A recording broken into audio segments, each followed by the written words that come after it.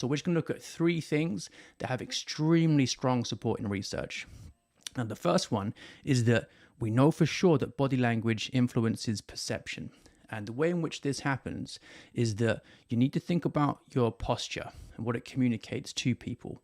So standing upright with your shoulders back, chin up, and making eye contact, moving in a slow, controlled way, this suggests that you are calm, you're relaxed, you're approachable. You know the difference it makes when you're at work, for example, having a meeting, and somebody has very nervous or agitated energy. It doesn't feel as good to be around them. They don't feel as in control. You don't look to them so much as a leader, as if they project the kind of leadership that we were saying a moment ago comes through this sense of being under control. If he can control himself, he can control other people well. We don't want to follow someone who seems like he's in his own way. It's a really core principle.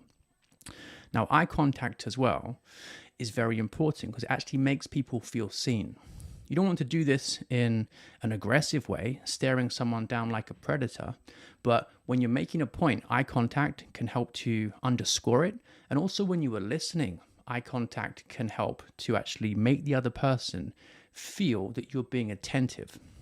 Now, people have said that there are various percentages that are optimum. I'm not sure that that's something to worry about so much. The main thing is when you are speaking to someone, make sure that the majority of the time you're making eye contact, not the whole time, and the same thing for listening as well. Now, seems obvious, right? But many people will actually spend more time looking at their phones, even out on dates with their wives, than actually being attentive to the wife in front of them. They'll be pulling out the phone, checking notifications, scrolling for work emails. And what does this communicate? That you're not actually present, you're not attentive, you're not cherishing being in the moment. Now, you might find that to begin with, actually having your phone in a different room is what you need to do to be able to break out of those habits. Now, when we say that body language influences perception, we don't just mean how other people perceive you. It's also about how you perceive yourself. Super interesting point. There have been studies showing that the way you stand and speak and move actually changes your own hormone levels. So you can increase your own testosterone or decrease your own cortisol, for example, just through being more mindful of the way that you actually stand and interact and breathe. So you are actually learning to see yourself as a leader, move like a leader, speak like a leader. And when you start to see yourself that way, then your wife is going to follow. Now, the next point that's got really strong grounding in research is the importance of mirroring. And this might sound complicated, but actually it's not. It's just another way to forge connection. So what do we mean by this? Well, when you're interacting with your wife or anybody really, what you want to do is try to build rapport. Same thing as building connection. And part of this is actually about mimicking her gestures. A lot of guys don't like the sound of this because they think, well, mimicking her, that sounds like following her.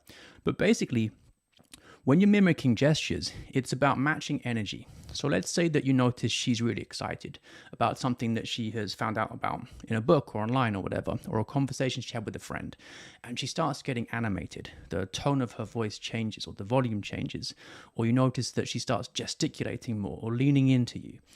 Now, you've got a couple of options here. You could just kill the energy, be really flat, disinterested, cold, even lean away. Or your voice could go quieter. You could avoid eye contact. That is disconnection. What we mean by mirroring is just basically empathizing, noticing that she's spiked the energy a bit there and being receptive to it. So showing her that you're interested to hear more. So if she leans in, you might lean in too. Her voice becomes a bit more excited in tone. Yours might as well. Oh, really? That sounds interesting. Tell me more. Because treating your wife as your best friend basically means that what you're trying to do is show that you and her have shared interests, shared goals, and that you care about what she has to say. Remember, none of this stuff is complicated. It's all very simple, but it is hard. So you might feel that when you're tired at the end of a long day, you might not have the highest levels of interest, but just remembering this simple cue of the importance of mirroring could mean the difference between her putting out that bid for connection, wanting to talk more, and then you killing it completely and making her feel like you just want to ignore or dismiss her. Now, the reason we want to do this, noticing what her gestures might be, her tone, her volume, is basically because we want her to feel that she can trust us. She can bring things to us and we're going to be receptive. One of the main things that in the end can lead to divorce is disconnection, and the idea of the woman feeling that when she puts out a bid for connection and she wants the man to appreciate something she has to say, or at least just to make her feel heard, that he's not actually there. He might be there in the room physically, but his mind is elsewhere. He's thinking about work or whatever it might be, thinking about sports. And eventually she learns that there's no real point.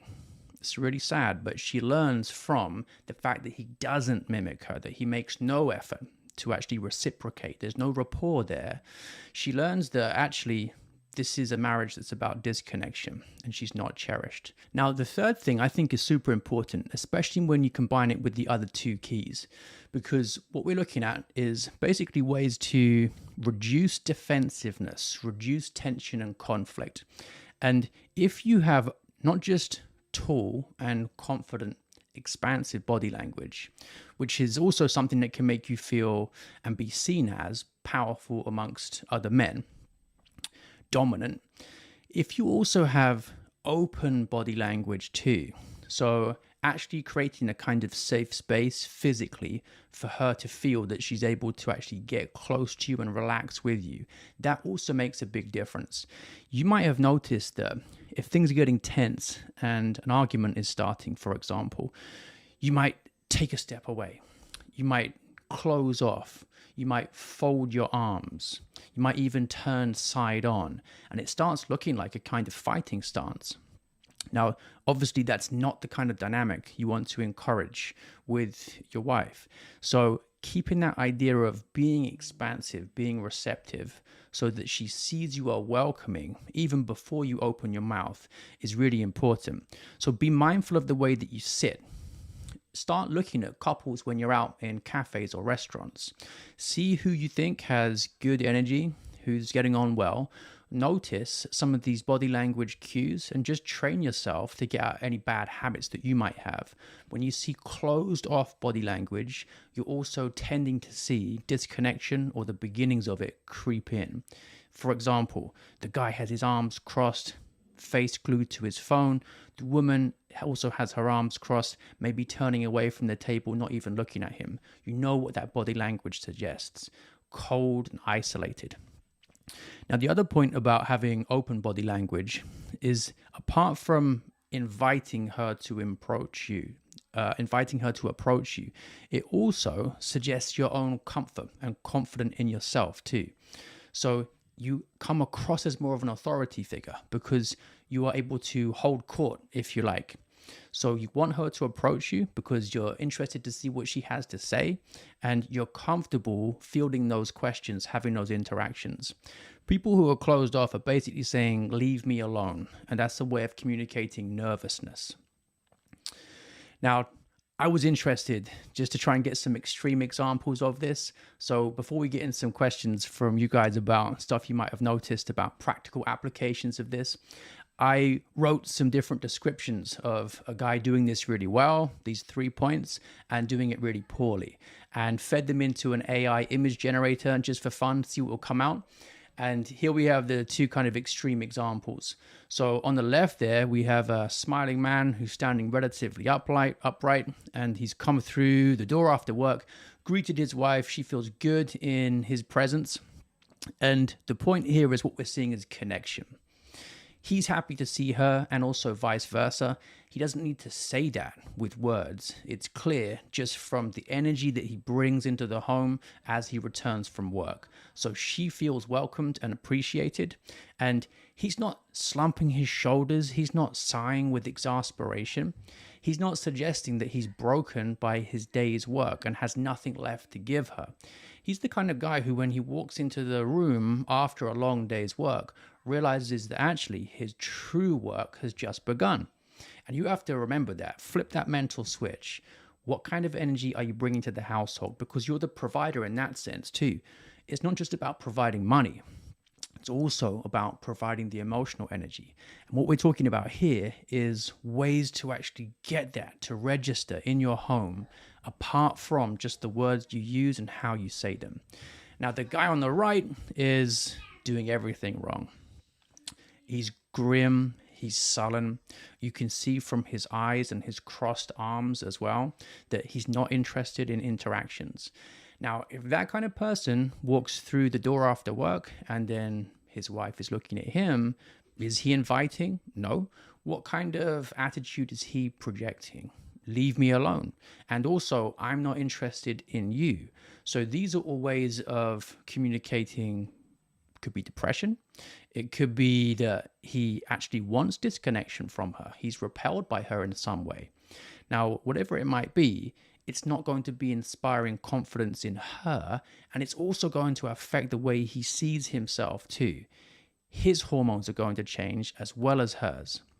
That's based on some of the strongest research we have about body language. So the habits that you are building through these little decisions are always going to be impacting on your relationship at the deepest level. That's why I've just chosen to present these 3 things, because I know you'll be able to focus on them consistently and get great results from them. What we're trying to do ultimately is remember that we are trying to make wives feel cherished rather than ignored. Husbands deep down want to feel respected, and that starts with self-respect through the way that we actually carry ourselves, the way that we speak, the way we move, the way that we dress even. We'll cover that later. Wives deep down want to feel cherished. And when the Catechism of Trent says that the husband has a duty to treat his wife generously and honorably, what we mean by that with the generosity is actually some of the gestures that we've been talking about here today, specifically the emphasis on rapport, mirroring, openness, trust, and connection. Now, as you're listening, you're probably thinking, this is actually really simple. And that's true for many things in life. So if you want to build wealth, for example, you have to save and actually retain money, because wealth is what you don't spend. So you might need to increase your income, you might need to decrease your expenditure, but ultimately it's going to boil down to that. If you want to get stronger in the gym, you have to be consistent. You have to lift heavier weights over time, or the same weight for more reps. People can dance around those basic facts and trying to overcomplicate them and make them fancy, but ultimately success comes down to excelling in the basics. And someone that you recognize as a master in a particular field often doesn't have any kind of special information or secrets that you don't have. They have just mastered the basics consistently for longer than you have. You know the same thing as they know. They're just better at implementing it. We have all the information we could ever want online for free. It's just some people are acting on it. Some people are applying it efficiently and effectively, and others aren't. So what I'd like to hear from you now is any questions that you have about any practical challenges that you might have faced recently that you think some of these ideas can help you to make sense of. So drop some questions in the chat. Point number 1, Brendan, if you came in late, I'll skip back for you. We were just talking about how body language influences perception, not just how other people perceive you, but also how you perceive yourself. Big point. I was saying that one of the big problems with guys who want to grow as leaders in their marriages is that when it comes down to it, they don't even see themselves that way. They are in their own way, and that's what's presenting a problem for the wives who are trying to follow them. It's difficult to follow a guy who is in his own way. Ty, good question. Talk about non-sexual physical touch.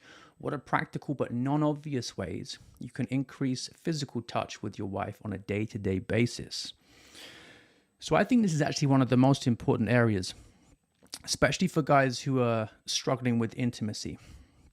What you want to do is normalize this gentle, non-sexual touch. And if you do that well, actually her libido is going to increase. The problem is that many guys do it pressurizing for sex. And that is actually a big turnoff for the woman. So simple things like just gently resting your hand on hers if you're both sitting at a table having a coffee, or holding her hand while you cross a road, or putting your hand on her waist while you go through doorways, or while she's sitting down at a table to eat. Just think of ways in which you can show that she's cherished and supported. So these kind of non-sexual, physical, intimate moments are ways of demonstrating physically that you are here in her life to support her and you're being mindful of her. You don't even need to actually touch her. It can be little things like moving objects for her. This is what chivalry emphasized with things like opening doors or giving women chairs to sit on, giving up the chair for her to sit on. So run back mentally over some of your common routine interactions with her, and you might find it's things like opening and shutting the car door for her, making her life smoother and more convenient. Hope that helps. If you need to add some more, then things like a neck and shoulder massage as well would be really helpful. But again, take your time, slow, no pressure for sex, otherwise it's likely to backfire. That's a great question. I know that many people need to work on that. How can we work out what we're doing wrong? It's not always obvious. Well, using the 3 things that we've covered today, you've got a checklist, which is going to cover probably about 80% of what truly matters in your interactions. But one thing that some guys might find really helpful, just as like a mental reframe, imagine that there is a video camera on you when you walk in the door after work. Play it back in your mind. What kinds of things might you have noticed? So where did you go? Where did you sit? How did you sit? Did you look at her while you were speaking to her? When she was making a point to you, did you acknowledge it with your eyes, not just with your voice? And a big thing for many people is going to be put the phone away. One of the quickest ways to improve your connection is going to be put the phone away in a different room. I would actually recommend scheduling at least 90 minutes a week of just pure one-to-one conversation and connection time with your wife. That's what psychiatrists recommend as a starting point for a healthy marriage. And it's very sad, but some people don't get that. That's the minimum. Undivided attention, 90 minutes a week. And once you have that time block actually scheduled, you might start to notice that there are some things that come to the surface there, like maybe your mirroring in terms of tone, volume, interest in what she's interested in isn't what it could be. Once you have that really focused time where you're giving attention to some of your habits, you'll notice your weaknesses, and then you can start to retrain yourself in your day-to-day briefer interactions. Now, what I actually recommend is after you've spotted that you've got particular weak areas, what you want to do is actually focus on looking for opportunities to implement the opposed technique. So let's say that you tend not to ask her questions. So when she gets interested in something, you don't mirror by asking questions and showing that you're interested in her saying more. Well, the switch to flip mentally for yourself would be, when I hear her tone get more excited or impassioned, that's my cue to mirror by asking some questions in a more excited tone myself. Everyone normally is going to have 1 or 2 big weaknesses that are doing most of the damage. So don't fall into the trap of thinking that you need a really long, complicated list of top secret tricks. Most of you are going to have 1, perhaps 2 things that are doing the majority of the damage in terms of introducing disconnection. How do I work on sharing my life with her as she doesn't feel like I share enough? That's likely going to come under the mirroring. So if she shows interest when she asks you questions, and then your response tends to be too flat or cold or distant, she's made a bid for connection with you and doesn't feel that it's actually been met with sufficient energy to actually communicate that you're interested in forging a connection with her then. Now, have you got some kind of belief in the back of your mind that you've acquired from somewhere that it's not masculine to share things? Perhaps some guys have that. If so, where did it come from? How did it get a hold on you? It's likely a false belief. And then perhaps there's something that you do want to share with her, but you're not in the habit of actually sharing things. So if you make a list, actually write it down. Stuff that you would like to share with her, but haven't. And then talk with her about that. Prioritize it and look for moments where you're able to actually build on that with her. If she says you don't share enough, ask her, well, what kinds of things would you like to know? I'm happy to talk and be open with you. And then make sure that you don't get defensive about this. Don't try to explain away the fact that you haven't shared things with her. Maybe it's because your mind's been too busy with work and you recognize it's on you. You haven't been generous enough with your conversation with her. This seems really good, but how do we give attention and time without acting like we are in her frame or simping? Well, the assumption there is that giving her attention and time is simping. And I don't agree with that, because simping is basically when a man compromises on his deepest values just for the sake of a woman. Classic example would be a guy who wants to follow God's word that sex before marriage is wrong, and he really believes that, right? That's a central belief at the core of his view of life and himself as a man. But a femme fatale, a temptress comes along and then says, I want sex. And the guy thinks, yeah, do you know what? I'm tempted and I'm going to simp by sacrificing my core beliefs about who I am as a man and what matters just to get that thing from you that I want in the moment. So the woman then becomes a kind of idol. But we know that the Catechism of Trent, for us as Catholics, says that actually we have a duty to treat our wives generously and honorably. Now, that doesn't involve any kind of simping if you're giving her attention and time. So we can actually reject the framing of that question, because your values actually are exactly that it's important to be generous with your time and attention. Why? Because actually you want a thriving marriage, and you recognize that being one flesh, time and attention matter. So to me, it seems like you also have this false belief that you've acquired from somewhere, that spending time with wives or giving them attention is a form of simping. I would actually argue it's just doing what the church says you should be doing to have a good marriage. A couple more questions. Do you think there is an order of priorities in what we need to do to be leaders? For example, you need to hit the gym first, then make more money. Is it feasible to do it all at the same time? Well, if you think about the order of charity that the Catholic Church teaches about, first you need to get your relationship with God right. And then, because we're commanded to love our neighbor as ourselves, next thing to do is to really prioritize your own spiritual welfare. That's basically what we call frame. So make sure that you are living the right way. When you have a happy life, then you bring a wife into it, you're going to have a happy wife. So God first, man next, and then the wife comes afterwards. So that's really the order of priorities you should think about.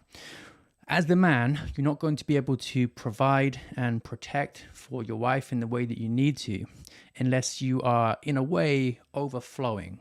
And what I mean by that is that you protected yourself, and also that you have energy in abundance to spare. Yes, it comes from God. We need the grace from Him to do that. But being the emotional provider, for example, for a wife, being able to be generous with your time and attention like this, it means that you have to have things in order with yourself, mentally, spiritually, emotionally, to be able to be that kind of strong pillar for her and give her what she needs. Because the fact that women are made for men, as St. Paul tells us in Scripture, means they are looking for validation and attention. A man who doesn't give them that isn't actually doing his duty as a husband. Can you hit the gym, make money, etc., do everything at the same time? Yes, of course you can. It's a balancing act. Things are going to have to be emphasized at different times, and you have to bear in mind what your priorities are. But yeah, you can do that. You might just be tired doing it, but that's okay because men are supposed to be hard things. Men are supposed to be hard things and also do hard things. We're supposed to be hard things because life is tough and we have to be hard to actually face up to it. No pressure, no diamond. And we have to do hard things to actually become hard things. That's why scripture tells us that the kingdom of heaven suffereth violence and the violent bear it away. You actually have to focus on the things in yourself that you need to go to war on to be able to be the man that God needs you to be, that you need yourself to be, and that she needs you to be, and your kids need you to be, and wider society needs you to be as well. And that's really why we founded the Patriarchy Project, to actually help guys do this, because it's hard, especially when the world around us is trying to encourage all kinds of weakness in us, so we don't do that. When a woman says that she needs space for one reason or another, is it better to listen and obey or try to actively improve the situation with non-verbal cues? So this is one of those areas where it depends. Now, she might be feeling overstimulated and exhausted from a busy day with toddlers, for example. And when she says she needs space, what she means is she needs to calm down. And that's very sensible. You should say, great, I'll take the kids out. You just take 10, 15 minutes. Go and have a drink, go sit outside, listen to some music, and that's the best thing for her. That's a form of generosity to offer her that. Now, you have framed this as you obeying her. And some guys feel that if a woman is making a request and then they say yes to it, then she's the leader and they are obeying. I would actually think of it more in terms of just common sense empathy. Someone is asking for help there. They're asking for your help to create the conditions for them to have space and be able to relax. And guys who feel that in whatever form they are unable to accept any kind of influence from their wives normally end up making a real mess of their marriages. You can look at this in the research too on what makes marriages work and what doesn't. What the Catholic Church calls the mutual molding of husband and wife in Casti Connubii. Mutual molding is so important. You must, as a man, be able to accept influence from your wife without thinking that this means she is the leader and your sense of your own leadership or masculinity is so brittle that you can't ever compromise or see her perspective. So just a warning that in the phrasing of the question, her asking for space means you obeying her. There's probably something there that's a slight misconception. Of course, you can also try to improve the situation with non-verbal cues. So staying calm and just listening to what she has to say, often just being silent, because the silence invites her to actually expand on her point and reveal what she's actually thinking or feeling in more depth. If you're struggling with arguments and conflict in your marriage and starting to feel frustrated, here are 3 simple tools, all backed by research, that you can use to build a stronger connection through the very arguments currently frustrating you.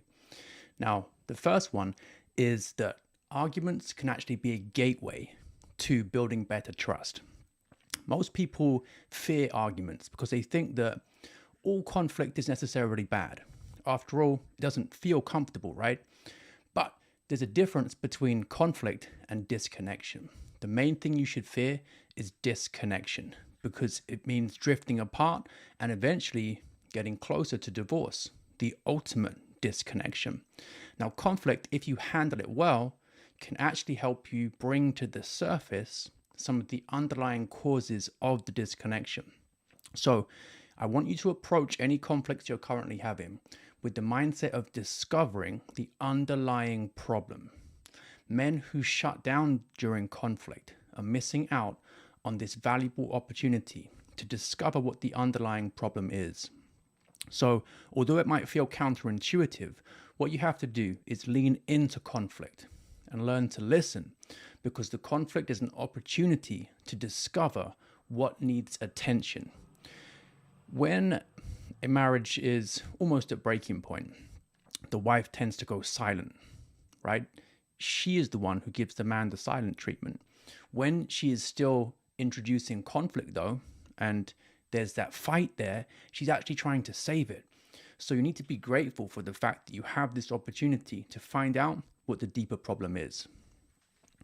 Now, it's very important when you're focusing on that problem to truly stay focused on the problem. You do not need to attack her as a person. It's a subtle difference, but it's very important. Find out what the underlying problem is and refrain from personal attacks. The reason for that is that you want to protect your emotional bond with her. Remember, we're actually trying to build it. Conflict is a gateway to a stronger bridge of trust between the two of you. If, however, you attack her as a person and drift away from the problem, then what's going to happen is you will make her identity feel threatened. She'll feel like a bad wife, a bad person, and then she'll get defensive and you won't be able to use the conflict properly to your advantage. Now, really, what you need to stay focused on to achieve this is remember that we want to aim at cherishing her, not criticizing her. Now, what's the difference between the two?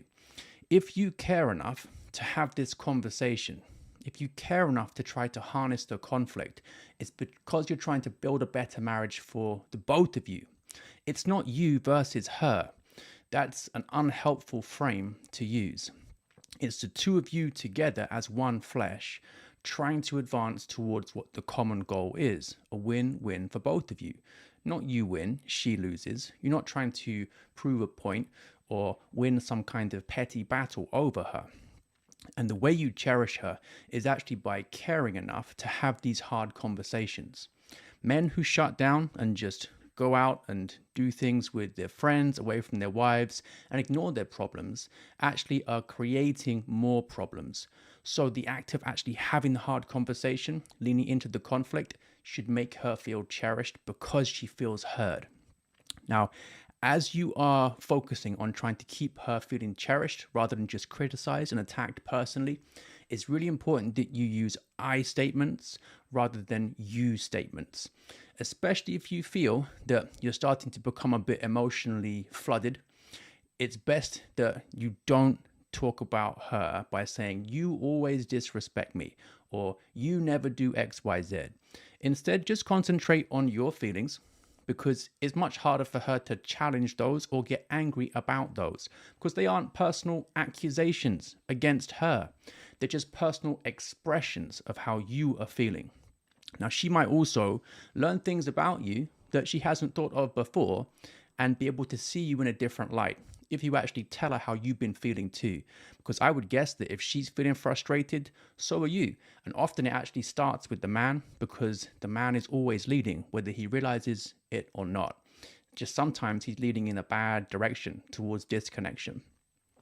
So the first point we looked at was learning to use conflict as a gateway to a stronger connection between the two of you. Now we're thinking about making sure that you stay focused on the underlying problem, not attacking her personally. Small difference, but very powerful. If you're thinking of ways in which you might have questions about these, drop the questions into the chat. I'll get to those shortly. Now, the third thing is something so many guys get wrong. You must speak softly. This is one of the most powerful ways that you can maintain frame as a man. Think of it as keeping kid gloves on when interacting with your wife. Don't go into this as you would a argument or even a physical fight with another man, where you're thinking of it in terms of giving everything you've got and really trying to make your points forcefully, directly, not holding back. Much better to start softly. Aristotle made the point that a small mistake in the beginning of an endeavor often leads to a big mistake in the end. Imagine trying to shoot an arrow at a target and your aim is just slightly off, but the target is 100 meters away. Well, by the time it gets there, the arrow is going to be way wide of the mark. And the same thing happens here in arguments. If you come in aggressively or seeking vengeance or with any kind of bitterness or resentment in your tone, then she's going to feel that and you're not going to get the outcome that you want. So get rid of the idea that you're trying to dominate or defeat her in any way. That's not what an argument is about. Actually, you two together are approaching a common enemy threatening your emotional connection and therefore your marriage. You are on her side, she's on your side. You're trying to get to the root of the thing that is threatening you both. So I recommend starting from a position of empathy and curiosity. So, as far as possible, try to see her perspective. Really drill down using questions into why she is feeling the way she is feeling. Ask her how long she's felt that way and why. Since when exactly? What's made it worse? Are there any knock on feelings because of that? What are some of the strongest memories she has associated with it? So, empathy and curiosity tend to lead to the strongest starts. Throughout, remind yourself that you, as the man, the leader, have to control the tone, because when you control the tone, you also get to control the temperature. Now, I find using questions really helpful for this. If you watch scenes where you might have like interrogations in police movies, the guy asking the questions is the guy holding frame and the guy in control. Now, if you're doing this in a soft, gentle way, and your questions are making her feel heard, and also you're being generous with your attention too, really thinking about what she said, listening actively, helping her to clarify her thoughts and feelings, this is a great way to keep the temperature of the conversation where you want it to be. Now, we don't need to pretend that it's going to be a cool conversation, right? It's going to be a bit heated because of the nature of the material that you're dealing with. But you can stop it escalating to boiling point when things start to get disrespectful, and actually continuing the conversation further only does deeper damage. That's a mistake that many men make. Now, you might be thinking, this sounds weak to me. I wouldn't want to actually engage with her like that. I want to go in hard and really speak my mind and make sure that she knows who's boss. Well, you might have some success with that with a man in a work environment, but for a woman, that's actually frightening and intimidating. So don't approach her like she's a man. Treat her like the woman she is, and you'll actually get better results because of that. So it's not weakness to speak softly and use your tone to control the temperature. It's actually wisdom, because you understand that men and women are different and you need a different approach because of that. So those are the three main tips that I wanted to give you today, keeping it very simple and focused on what research actually shows works so that you can approach arguments in a much better way. Let me tell you a quick story about how some of what we've covered today helped a guy that I was working with. He had very deep resentment about his wife for various reasons, really. Sometimes it was about the money she was spending. Sometimes it was about her weight. Sometimes it was about the way that she was talking to him. He felt undermined, disrespected. And he was incapable of addressing these deeper problems because he got so angry that it came out in aggressive starts to the conversations that would then just end very quickly because she would leave the room or he would leave the room. Sometimes he would also say something to her that, because he was angry, was actually meant to wound her. He came in with this spirit of spitefulness, of wanting to inflict pain on her because of the pain that she had caused him. And he was getting nowhere, beating just a dead wall. Again, no progress.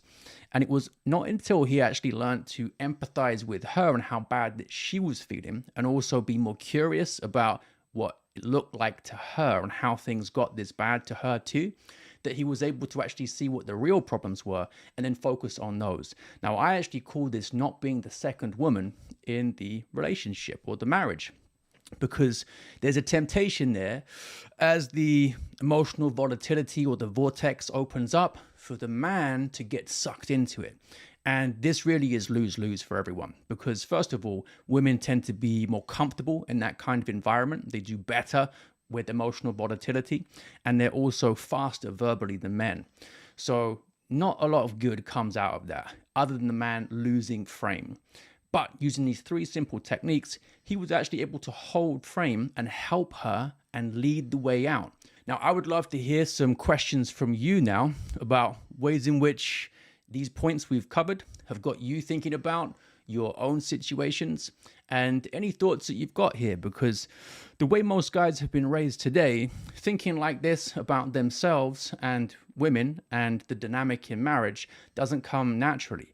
People have been brainwashed with equality so much that the idea of the man trying to hold frame like this and really focus on polarity through empathy is very difficult. So drop those into the chat now. And I'm looking forward to getting to as many of those as I can. I had a few come through in advance of the stream, so it'd be great to talk about a couple of those to begin with. Now, one was a lady who had recently had a baby, and they've been having all kinds of tensions between the two of them.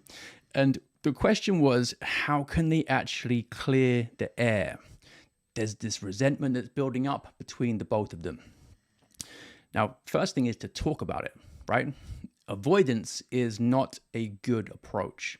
So actually talking about it and being direct is the most important thing to do. Otherwise, you're letting it fester. Now, it might be the case that the woman actually has to tell the man first, here's how I'm feeling. And be very specific about it, because most guys actually do want to help and they're probably feeling the same way as you are. So this was a lady who asked the question.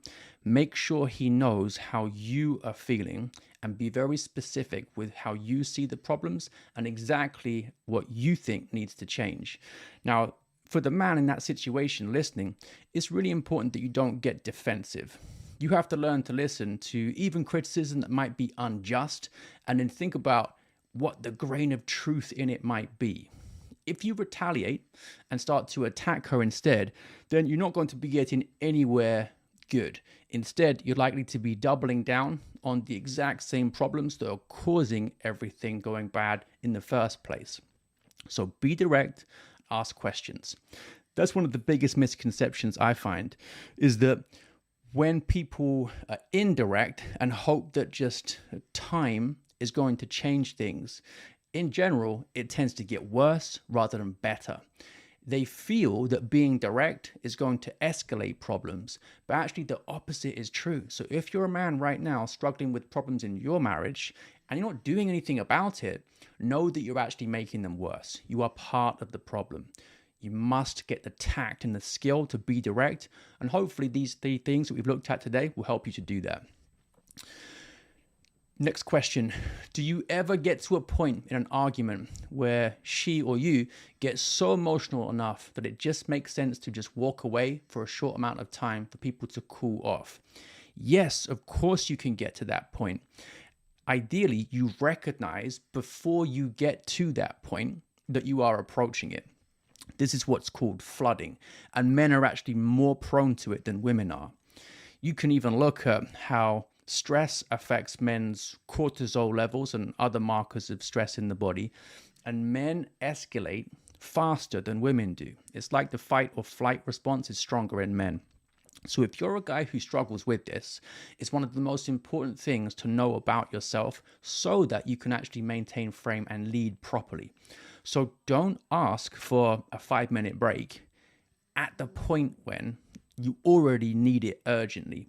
Instead, recognize through things like your breathing and just your own feelings of nervousness or anxiety, or even in some cases anger or panic, that point is approaching. And then the best way to do it is just say that you feel the conversation would be more productive if you just took a couple of minutes out. You can leave the room if you need to, go for a walk, have a drink, whatever it might be. But the reason this is so important is that you want interactions between the two of you to always be respectful. And it seems like an obvious point, right? Why would you want disrespectful interactions? But people actually do that all the time. And the reason that's the problem is that when you are tolerating disrespectful interactions, either from her or from yourself, and just carrying on the conversation despite those, what you're really saying is that that's okay, right? This is a habit that you are building.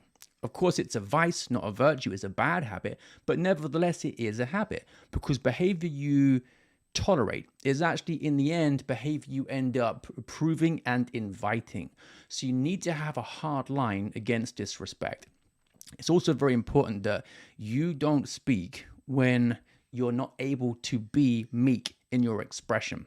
Sometimes a cruel word can actually end up doing more damage, right, and be remembered for decades than even physical violence. I've dealt with guys who have ended up in domestic violence situations, and we've turned things around and the marriage has healed. And sometimes that is easier to repair. This sounds crazy.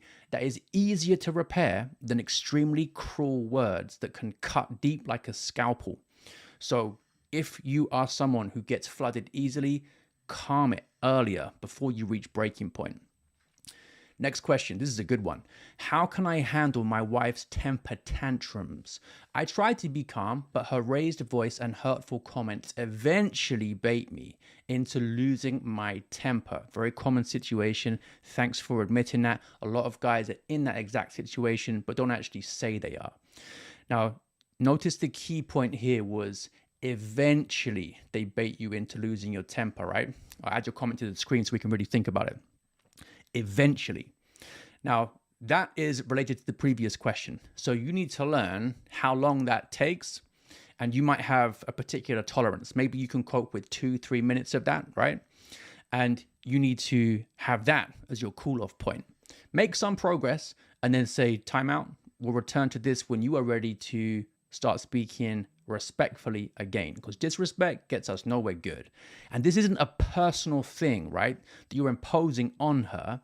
Your hard no to disrespect is actually a deeply rooted yes in your marriage for the sake of both of you.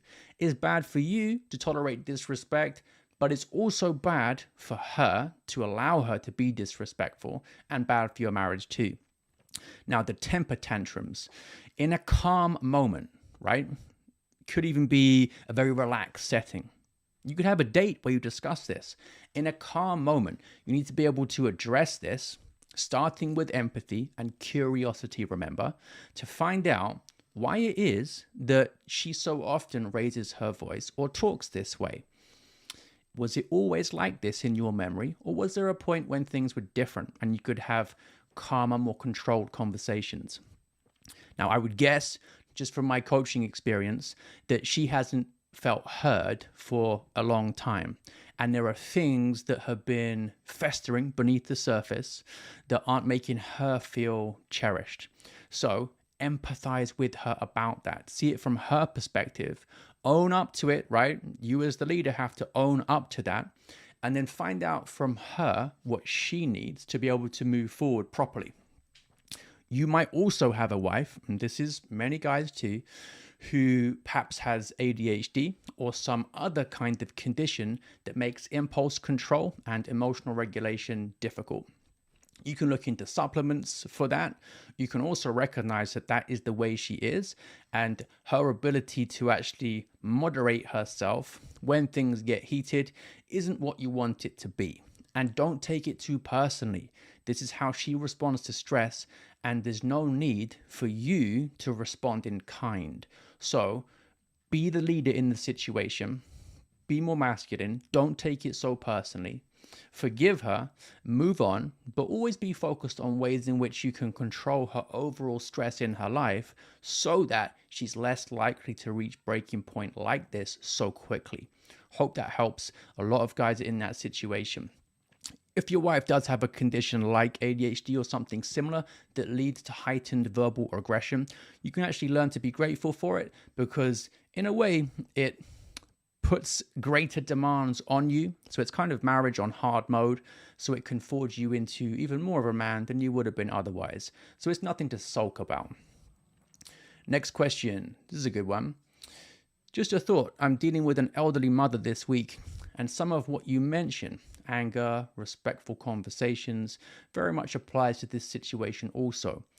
Yeah, of course it does. And it also applies to interactions with people at work, with other men too.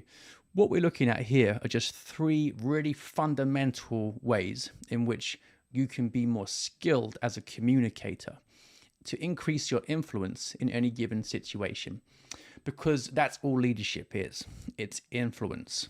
So when we talk about frame, we basically talk about directing the conversation. And these 3 things that we're talking about, learning to keep conflict constructive so it fosters intimacy, staying focused on problems, not personalities, and also using soft startups. I've got very strong support in psychology and also in psychiatry for helping us to get those outcomes. Any more questions? Put them into the chat. Enjoyed the one so far.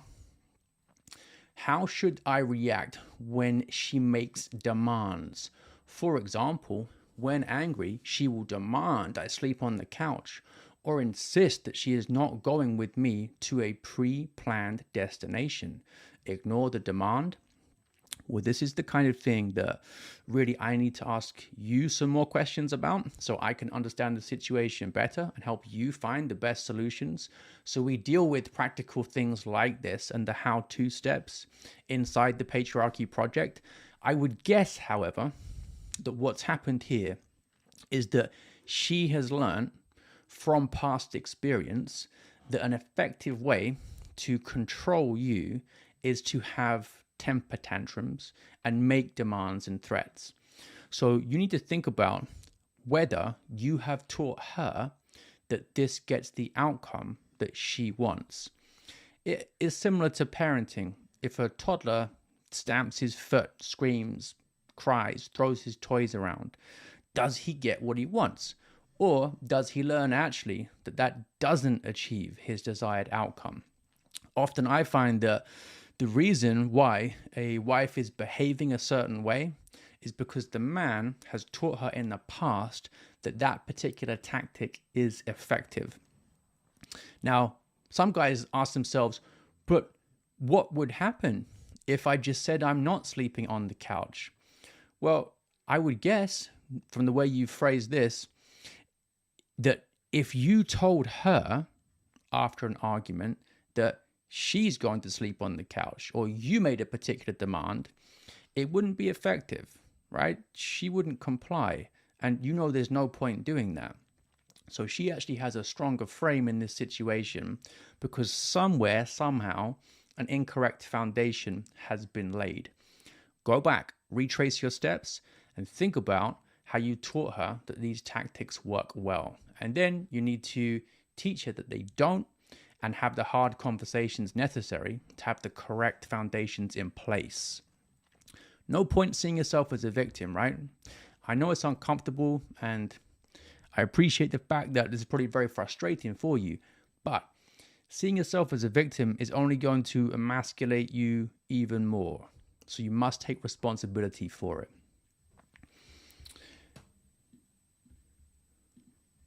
What's a good definition for cherishing? Well, ultimately, like the Catechism of Trent says, the husband has a duty to treat his wife generously and also honorably. So it comes down to honoring her, which isn't the same thing as being a yes man. Sometimes it means giving her a no. Honoring her, but also treating her generously. And that includes with your time and your attention and your conversation too. So that pretty much sums it up. But we have whole courses on practical ways in which you can create that feeling of being cherished for her inside the Patriarchy Project if you're interested in specific changes that you could make to actually achieve that outcome. How do we deal with different opinions to get a resolution? Find the common ground. You should have a vision for what your marriage is and the values that underpin it, and explain to her that where you want her to get to is actually for her benefit. If something that you are saying to her feels like a tyrannical imposition, it's likely because you haven't done the hard work of actually explaining why it's going to be better when life is like this. Remember, the ultimate point of your leadership is for her benefit. It's not something you exercise for its own sake. Your leadership matters to make life better for the both of you. So show her step by step in lots of little ways that when she trusts you, when you actually lead properly, this is the outcome. The more times you do it, the more excited she's going to be about you doing it in the future because she knows from the past that this is great. Are there certain domains that men should focus on versus women? And how do we take on her own wisdom? Well, I'm not quite sure what you mean by domains. In general, the man as the provider is going to be busy much of the time working on acquiring the material necessities for the support of the family. So that means, for example, that while he's busy doing that, the wife is going to be more focused on the children and the home. So that's a broad domain, and there are all kinds of things that follow from that. But within the household, ultimately everything is the husband's responsibility. He just delegates some things to his wife. And exactly how it looks from family to family might be different. There's no kind of exact cookie cutter template that every marriage must follow. Otherwise, it's not patriarchy. So this is why it's difficult, without knowing your situation better, to say who should be doing what other than broad guidelines like what I've just given you. Depends as well on the personalities of the husband and wife and what their different aptitudes are. Is it better to admit even you are wrong and messed up, even though it's something shameful, like looking at other women? Yes, humility is a vital part of masculinity. It can feel tough in the moment. It can feel like something that you actually want to avoid. But pride is far more dangerous. So being humble and telling her the truth and explaining what you're going to do to fix things is actually a better way to forge connection than living in a prideful fantasy is. In the end as well, these things tend to come out. She will find out. She probably already knows. So it's best to actually honor her by being honest with her, right? We talked about cherishing involving honoring her. So make sure that you do that. Excellent. Really good questions towards the end there. So I hope you've enjoyed the stream. Make sure that you subscribe, share it with anybody that you think might benefit from it, and hope to see you next week as well. And if this has interested you and you want to go into more detail, then head over to patriarchy.com, start to join the Patriarchy Project and learn more. Thanks for watching. Take care.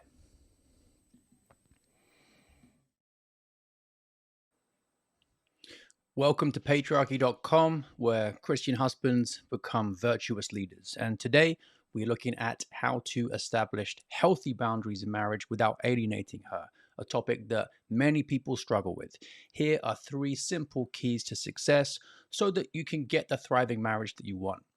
Now, first of all, you need to understand that setting boundaries isn't really about saying no to things. It might seem that way, and that's how many people think of it. But actually, it's about what you're saying yes to. Let's give an example. A boundary against disrespect. You want to have a hard no to all disrespect from either of you towards the other in your marriage. Why? Because you're saying yes to a healthy marriage. So when you are approaching the topic, always ground your no in what your deeper yes is. This means you can come into the conversation with calm, confident assertiveness. And I know that many guys are afraid to even have this conversation because they're worried that it's going to come across as harsh. But if you know what your yes is, and it's the reason you're saying no to something, then you can actually see it's for the benefit of your wife and your family that you're doing this. Remember, your authority as a husband, your authority as a father, isn't a flex for your own sake. It's actually for the benefit of your family. So you want these boundaries in place so that they can flourish under your leadership. You're doing it for them fundamentally. So that should help you understand the difference between assertiveness and aggression. You're not coming in angry and frustrated. You're coming in lovingly and confidently because you know what the deep yeses of your marriage are. So think about those first.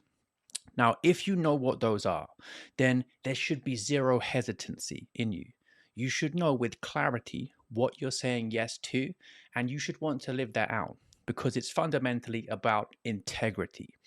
A guy who doesn't know who he is and where he stands is not going to be able to hold the line on what matters most in his marriage. This is why my approach to marriage is that ultimately it's grounded on the man. The man as the leader has to take ownership and responsibility for what he wants to improve. Yes, God ultimately is the foundation for your marriage, but you as the leader, the man, have great responsibility. So your integrity means that you have to go into this battle for your family with zero hesitancy. So clear that up first. Otherwise, your wife will feel it when you try to make those changes. They don't actually know what you're asking for or why. And that's a problem. A woman can't fully follow a man who's in his own way. Make sure as well that you are doing this with clarity and empathy. You need to be clear on what you want and why, so that she can also know with clarity what those expectations are and what they are for. Now, if it does involve saying no to some things, let me give an example. A guy who wants to say no to having phones in the bedroom because he believes it's important to have a strong connection with his wife, that the bedroom is a technology free zone. He should empathize with her a bit because perhaps she likes to wind down using her phone, just scrolling in the evenings. So to her, at first, it might feel like this is a painful imposition. There could even be some addiction there. So he has to empathize with her perspective, see it how she does, and then get her inspired by why he wants to make this change for her benefit to make the marriage better. So know with clarity what you're asking for and get her to see why. So empathize with how it would look to her when you first ask it. Now, the next thing is I framing. When you actually come in explaining with openness and a bit of vulnerability what your feelings are, why these boundaries are a priority to you, it makes it much easier to have the conversation because you're not going in with what can feel like an attack on her. Let's use the phone example again. You always have your phone out in the evenings in bed. Now, she might feel under attack because of that, start to get defensive, and then in a way, the conversation is shut down before it even starts properly. Instead, if you openly say that you have been feeling that a stronger connection between the two of you would be good, and that you also feel that the phone is getting in the way of that, and here's what you'd like to change, because it's focused on what you've been feeling and you're inviting her to actually see how it is to you and what your priorities are, that's a much easier conversation to have. You haven't come in making her feel like a bad person. You haven't come in criticizing her as a wife. You're just talking about your feelings. And it's hard for her to say, no, you're not feeling that. So, as a starting point, talk about your feelings. What you're doing there is inviting dialogue. You want to have discussion with her, and that's a form of connection.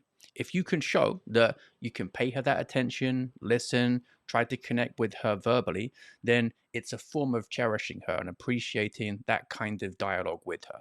Blaming is not going to be anywhere near as effective, but sadly, that's how many guys do start the conversations. Now, think of it as an invitation to her to get on board with your vision for what your marriage should be. That's critical. She should feel it as an invitation to something better, not as mainly an accusation against her that she has been letting you down. So if you haven't actually given her the clarity to actually see what your vision for the marriage is and got her excited about it, see that as a leadership problem. Put the emphasis on yourself rather than on her.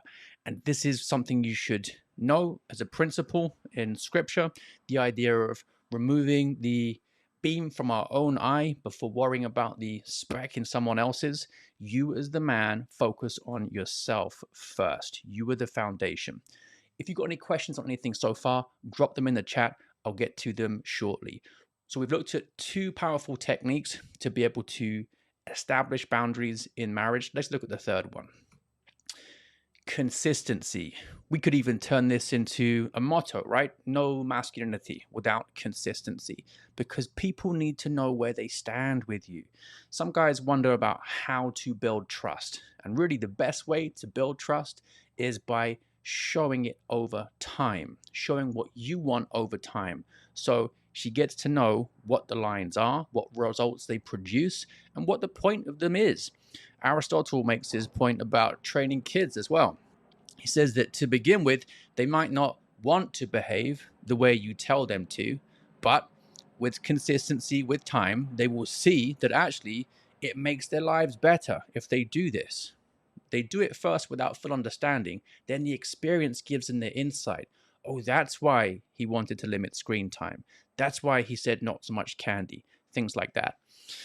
Now, a common mistake guys make is by mainly just focusing on the words alone, saying what they want rather than actually showing it. So your actions must match your words. And in fact, I would remind people to bear in mind that the actions often teach even better than the words do. This is a really common frustration that wives have with husbands. He says one thing, he does another. He talks about the importance of respect, but he's disrespectful towards me.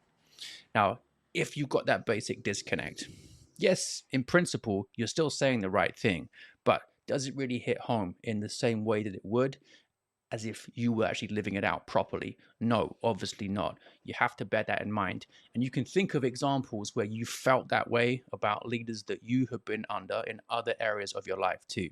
It's just a basic point. Think about a dentist with bad teeth, for example, or a financial advisor or planner whose own financial life is in a mess. Or it could be a gym coach who's really out of shape. Yeah, he can tell you the right advice, but does it really hit in the same way? Does it inspire in the same way? No, of course it doesn't. So, really, what this comes down to is that when you have thought for yourself about what you want, why you want it, you've communicated that vision to her in a way that is inviting her to get excited about it, and you've inspired her. The next thing is make her feel secure and safe by reliably carrying it out. And over time, that reliability is going to actually lead to clarity. So let's have a quick recap then on the three things that we've covered so far, especially if you join late. And remember, any questions about this, just put them into the chat. I'll get to them in a moment. Assertiveness versus aggression should be your initial mental framing. Know what your yeses are, and those are going to tell you automatically what your no's are. But the yes is also the deeper grounding of the no.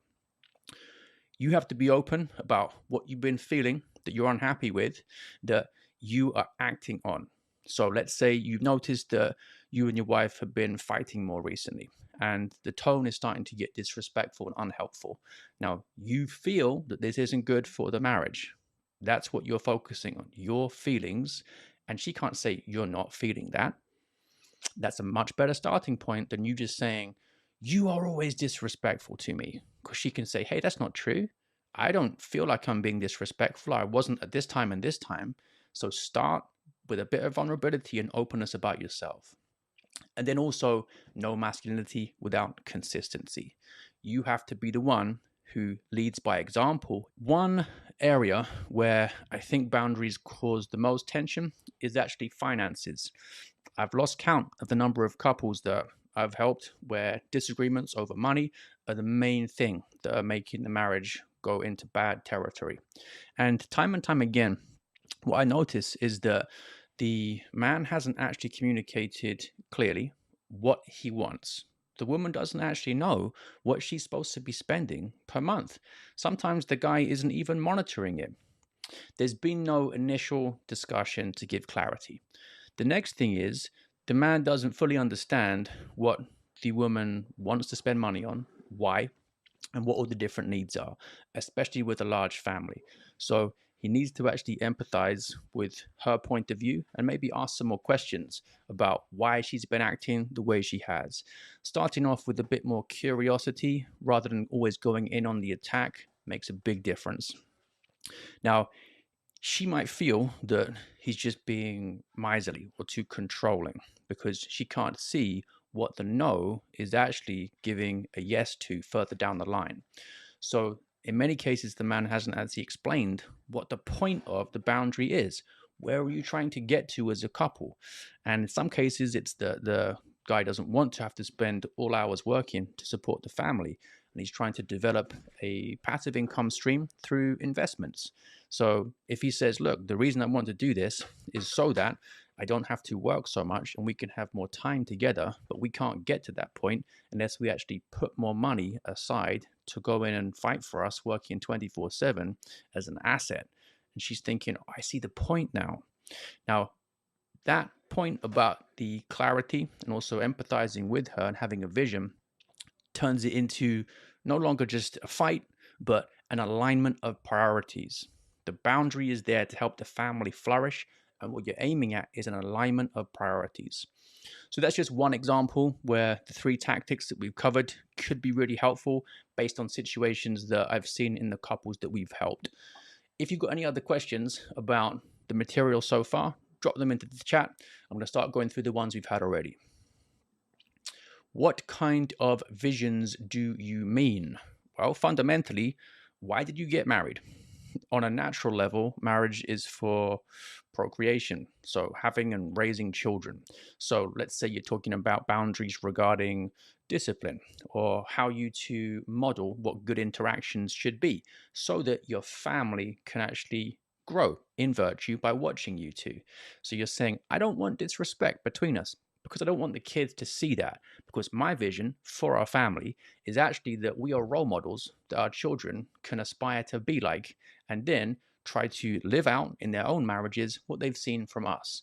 So I hope that answers your question. If not, drop another one in the chat. But a vision is basically showing why you're doing what you're doing. Make it exciting, make it appealing. Now, we've also got another question here. What do you do when she is rude to you? Well, first up, it depends what kind of rudeness it is and what it's about. One of the best bits of marriage advice that Aristotle gave is that a man should pass over trivial or unintentional errors from his wife. Now, if it's not a big deal, or you think it was just a slip of the tongue because she was snappy or overwhelmed, then I wouldn't make much of a big deal of it. Maybe don't even call it out in the moment. Talk to her about it later. But in general, if you're noticing rudeness, then it's part of the point about disrespect that I mentioned earlier. So most guys are going to have that as a boundary, hard line against disrespect. And it needs to be a conversation in calm moments about why that is, and then get her on board with that. Know what the boundary is, know what it's there for, get her on board with that vision. Profound but simple, especially the yes point, sums it up perfectly. Yeah, it's interesting. People want there to be really complicated tricks, but actually, just like with anything else, excellence in marriage is really about excelling at the fundamentals. You talk to really wealthy people, they'll talk about the importance of spending less than you earn for decades to build wealth. And basically, that sums up wealth building perfectly. Same with going to the gym, right? Consistency over time on the basics is what gets you to where you want to be. Any examples of boundaries we should set proactively before marriage? So, even before you are dating, just as a single guy, you should have boundaries about what kind of behavior you tolerate from people. And if you think about it, you do. If someone is going to lie to you or try to cheat you out of things or swear at you or anything else that you can think of that you don't want because you know it's disrespectful to you, you already have boundaries. You have boundaries with your friends because you know it's going to make your friendship better. Now, when you were thinking about boundaries in dating and engagement, it's going to be things from the man, first of all, like leading in chastity. So actually obeying what the rules of the church are regarding intimacy before marriage, no sex before marriage. So you're making a point there about what the moral standards are. You're also going to have to deal with things like arguments too. That happens even before marriage. You could even argue it happens more because you haven't got the grace of the sacrament to actually help you overcome each other's defects better. So I think actually very similar boundaries, other than the practical ones to do with actually running the large family, should be there before marriage. So think what those yeses are. Do you get to interact with Will pretty often on the website? Yes, I'm active in the group. It really is the whole point of the group, so I can help teach guys better. What do you do when your wife avoids or refuses to talk about the financial challenges that must be addressed? Well, that to me sounds like there needs to be some curiosity and some empathy. Don't start with anger. It doesn't seem like the obvious thing, if there are challenges, to want to avoid them or refuse to talk about them. Because if there are challenges, it's going to be making life more difficult. And we actually want to get solutions to those difficulties. So first up, just say you've noticed that she seems to be avoiding this or trying to shut down the conversation. And you want to find out more about why that is. Don't be angry. Be curious. And then you can get her to open up, but you have to make her feel safe to actually do that. Maybe she's afraid because she thinks that if she shows you how bad things have been on her end for the last few months, she might feel really ashamed of herself, like she's let you down, and you're going to lose your temper. A lot of this depends on context. Sometimes a massive amount of damage has been done for months, even years, that can erode trust because the man has gone about things in the wrong way. So start with empathy, have curiosity, and then once we've got that, we're down to clarity, what the vision is, and getting her on board with where you need to be. Many guys who have been in that situation, in my experience, have got there because the wife has been basically without supervision, running up huge bills on credit cards, hasn't had clarity from the man before. They got into a mess, and the man then blames her, seeing himself as a victim, whereas actually what's happened is weak leadership from him has got them into that situation. And don't hold her to the same standard you would hold a man to. Aquinas makes this point about women being weaker in temperance than men are, and they're more prone to impulse purchases about stuff that makes them feel good in the moment. So you should actually say, I get why you're doing this, right? You just want us to have a nice grocery shop, or you want to have fun experiences, and that's good. I want those too, but we have to have them in a way that actually fits with what our vision for what we want to achieve in the future is. So I hope that makes sense. The cherished daughter watching from Cairo. Glad you could join us. Let me know if you've got any questions about this. Okay, guys, so we got through most of the questions so far. If there's anything else you want to know, then feel free to drop that in the chat. Happy to get through them. So far through our Q&A, we covered a couple of things. We're looking at the importance of expressing your needs with confidence. We also know that it's really critical, despite what the culture says in some areas about it not being masculine to express feelings. It's actually strong, right, for a leader to say what he's feeling and communicate that vision to the people that he's trying to benefit. Your authority is for your family's benefit. So if you're feeling concerned about finances, for example, you say that. You show where that concern comes from, and that is what's going to ground what you're going to say next. You don't say, you are always bad with money to your wife, or you are an idiot. You say, I'm concerned about our finances because here's what I want to happen, here's why. And we don't do this on a Monday to kick the week off. And then by the time the end of the week rolls around, Thursday, Friday, you've forgotten all about it, right? Nobody's going to take you seriously if you act like that. It has to come from a deep place of integrity for you as a man. No masculinity without integrity and consistency. You must know where you stand. People must know where they stand with you. Look, when God gave us boundaries in the 10 Commandments, why did he do it? Because it's good for us. The 10 Commandments are basically a blueprint for how to help us flourish given our nature as rational animals. So you, in giving boundaries for your family, are basically trying to do the same thing. It's how everybody's going to flourish under your leadership. Don't feel bad about doing it. All right. Couple more questions here. Do you have recommendations for suspected ADHD in wife and children? Well, first up, I would consult with a specialist. Make sure that your suspicions are in fact true, right? It's always good to get an extra pair of eyes to look at a situation, because maybe they will see with far greater clarity and depth what you are only seeing inklings of, because you might not know the symptoms in the same depth they do. So consult a specialist. The other thing is, you can have a look in some of the free material available online about simple practical strategies to use for helping wives and kids with ADHD, and actually introduce that right now, because you might see immediate benefit from it. And for the guys I've helped who have wives with ADHD, boundaries is often a great place to begin, because people with ADHD really benefit from clarity and structure.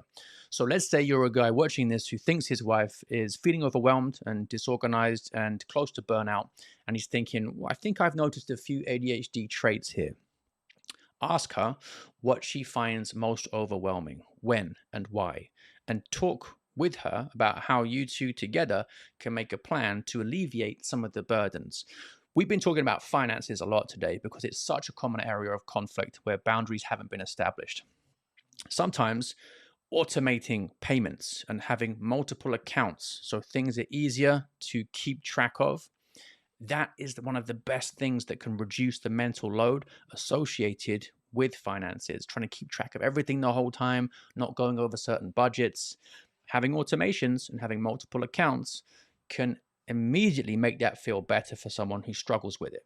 So let me give you an example. Perhaps you're a sole income provider for a family, and you know the figure that it's okay for your wife to spend month to month so that your family can get to where it needs to be financially over the long term.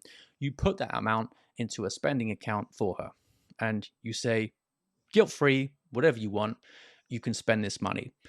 What a relief for her. It's clear, and she knows what to expect month after month. And that could make the difference between her feeling very stressed and then her feeling like there's some kind of relief for her. Okay, now we've also got here another comment. The cherished daughter again.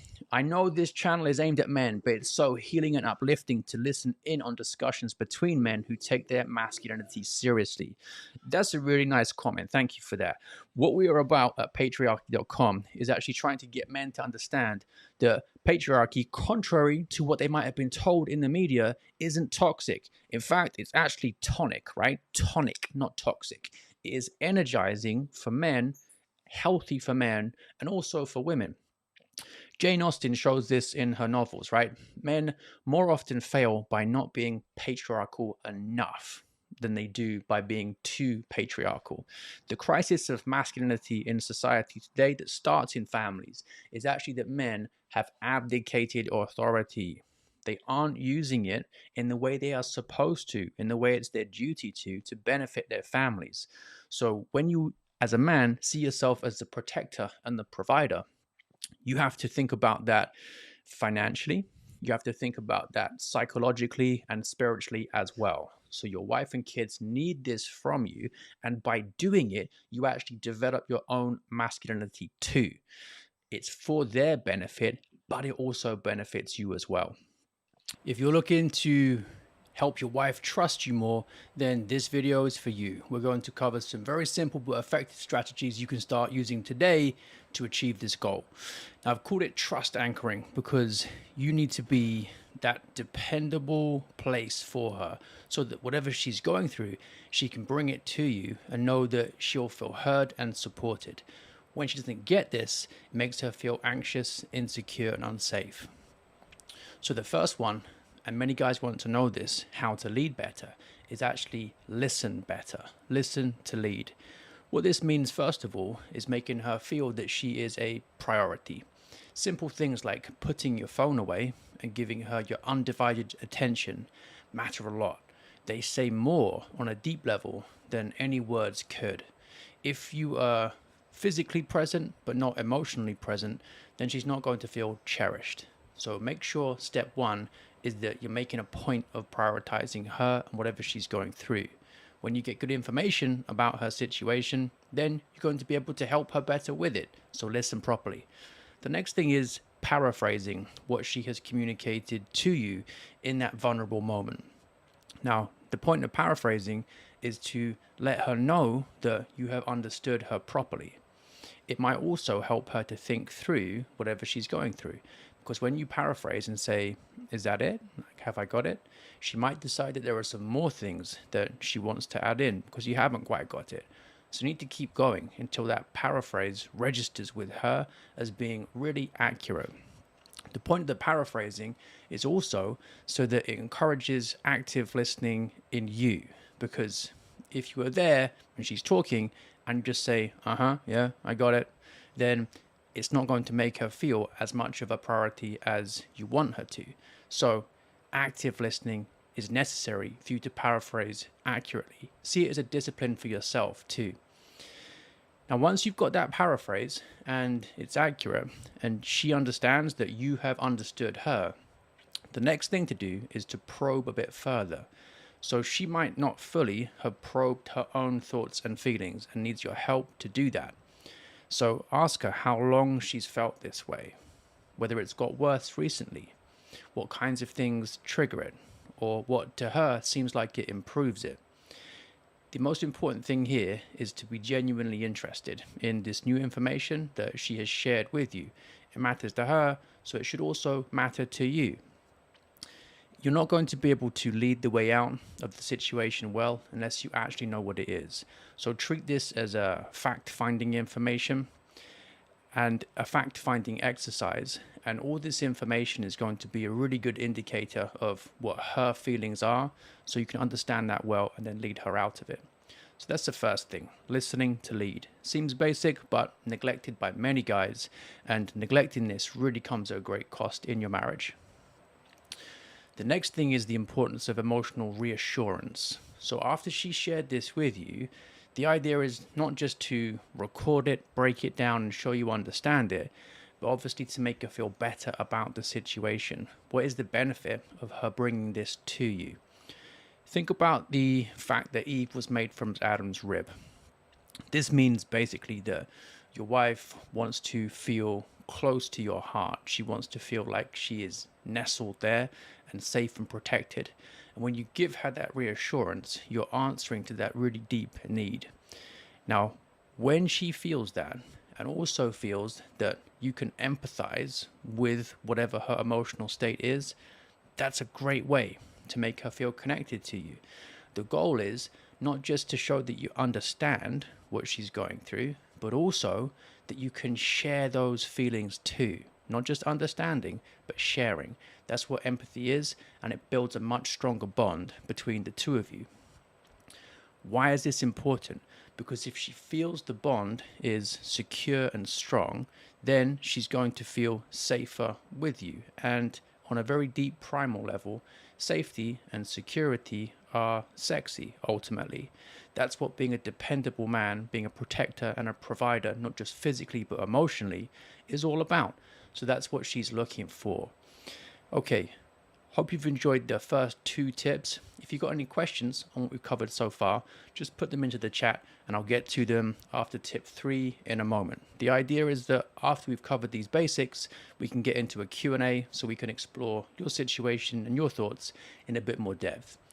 So step 1, listen to lead. Step 3, really focus on giving that reassurance too.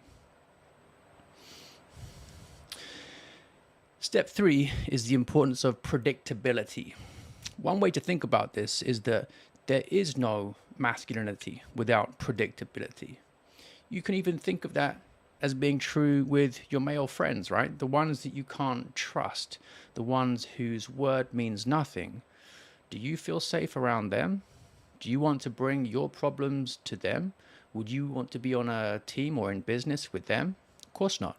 And the same goes for interactions between women and men, especially marriage, which is the deepest, most profound, most complex human relationship. So you and her are supposed to be one flesh, and that means she needs to know where she stands with you and really need to be so aligned that you are one together. That's how predictable it needs to feel to her. Now, some guys, when the woman brings her problems and anxieties to them, can't stay calm. They get frustrated. Think of it as like an emotional vortex opening up on the woman's side because of whatever kind of chaos she's feeling is making her vulnerable. And the man, instead of standing strong, enters it and gets whipped around by it too and adds to the chaos. Now, the last thing she wants when she has her own chaos to deal with is your chaos adding to the situation. So staying calm and being confident, being the anchor in the storm, the trust anchor, is the goal here. You won't be able to do that until you have found your own anchor. Really important point. And what is that? For you as the leader, who has delegated authority to you within the family for your family's benefit? God. So you as the man can't be in a prideful position of pretending that there is anything about you personally, not depending on God, that gives you all the answers. That's a dangerous position to put yourself in. Instead, your deeper ground for trust has to be Christ. Think of being invited to walk on the water. Frightening if you're doing it by yourself, but if you have some deeper grounding for that trust and that she can sense that through you, That's what you need to focus on. So this is why the foundation for your leadership ultimately is your faith and the fact that God's going to give you the grace to do your duties as a husband well. You might feel tempted to doubt this in the moment, or you might feel tempted just to fall back on something about yourself that you think is sufficient. But of course, nothing about ourselves, not even our own lives, comes from ourselves. All the good in us comes from God, and we use it to glorify Him. So really make sure that you remember that and remind yourself of it often. Now, the point then in really focusing on that principle is to be that anchor in the storm for her. It's a great image. The ship, when the storm rages, can drop anchor and it can stay still rather than drift. Now, the point of that is that she needs to know that you can be that for her. Whatever kinds of doubts, anxieties might seem like they're going to overwhelm her. It might be, for example, criticism of her role as a mother or as a wife, and she's feeling there's this pressure to succumb to some of the influences in the wider culture, saying that those roles are belittling for women and meaningless. Or she might hear someone else mentioning something about her career success, and she's starting to doubt who she is and what her life is about, whether her priorities are good ones. That's a kind of storm that she's going through. And you have to be the trust anchor so that she can bring those concerns to you. You don't belittle them. You don't dismiss them. You understand they are serious and they're causing her a lot of pain and distress. But you're able to talk through those with her and remind her of what her deeper values are. Just one example. But there are all kinds of situations where exactly the same principle applies. It might be that you're going through a difficult period with stress to do with health or finances. Whatever it is, you have to be confident that you can get through it and show her with that attitude she can rely on you. Now, in a way, whenever she is vulnerable, you are also vulnerable too. The reason for that is that this idea of being one flesh with her means that when she's hurting or when she is afraid, if you are one flesh, then that's like an assault on your marriage too. Another way to think of it would be like she is supposed to be beneath a shield that you are covering her with.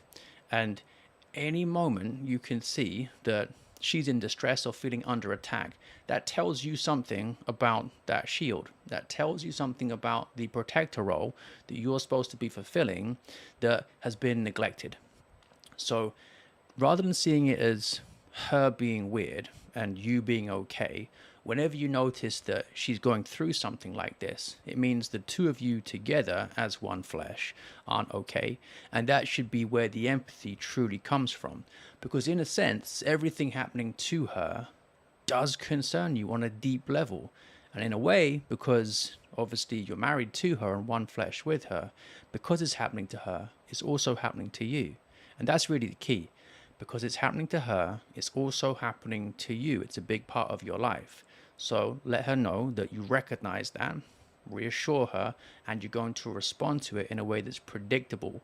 Don't get volatile and make her feel afraid to be vulnerable with you, because that's a frightening situation. If she thinks that telling you about it is just going to make it worse, then that's going to lead to disconnection rather than connection. So trust anchoring then, if we think of this example of a woman who has overspent, blown the budget, right? Because she's feeling depressed and she's trying to cheer herself up. With a guy that she can trust as an anchor in a situation like this, she feels it's okay to tell him, and he's going to empathize with what got her into that situation, help her to manage it, and not blow up and get angry at her. Because she's learned that about him in the past, that he is predictable. But with the guy who hasn't positioned himself and proven himself as a trust anchor in his marriage, then it's likely that she's not going to feel safe sharing any of this, because she thinks he's just going to get mad and shout at her, make her feel worse, and therefore she wants to keep it secret. So you can see what the point of this is, right? Openness and honesty, and creating the conditions where vulnerability and frailty, which are important realities of the human condition because of original sin, are able to be worked through, confronted openly and worked through, because conflict, as we've covered in previous masterclasses, if you approach it in the right way, can be an opportunity for growth. If you shut it down or lack the skills to handle it, then it's going to drive you too farther apart. Time for Q&A now then. We've covered 3 main areas that you're going to need to master if you want to become the trust anchor in your marriage. How to listen to lead, the importance of giving emotional reassurance, and also the importance of predictability. So I'll get to your questions now. Feel free to add anything in that you're interested in. Alex, so does genuine empathy take time to develop? That's an interesting question. Yes, I think over time, genuine empathy can increase and deepen. As you get to know her and grow in love for her and understand her struggles and sympathize with her weaknesses, you're going to be able to empathize with her. Asking questions about exactly what her perspective looks like is also a great way to do this. Often, the real basis for empathy isn't there because you don't fully understand what it's like to be her. You don't know what kind of strain she is under or what she's been struggling with. But the more you know about it and the more realistic that picture becomes to you, the more able you're going to be to enter into it imaginatively and fully grasp it. So many guys struggle with empathy because, first of all, they struggle with knowledge. They don't actually know what it's like to be in her shoes. If you find that even once you know what her situation is, that there's no real empathy for her there, that's a slightly different matter.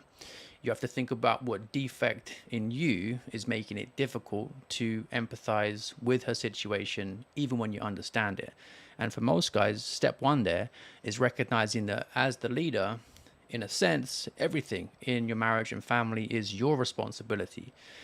Now, many guys might look at whatever the wife is going through or bring into them as a problem and say, well, it's your fault.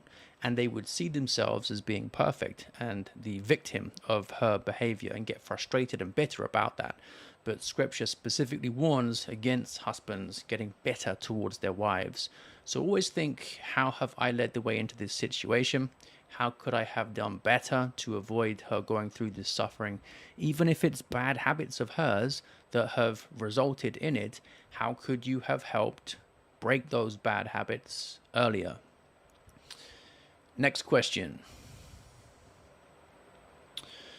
How do I stay calm when we have repeated conflict over the same issues where I have kindly and sweetly expressed my needs decisions, but I get a lot of pushback, then I get frustrated?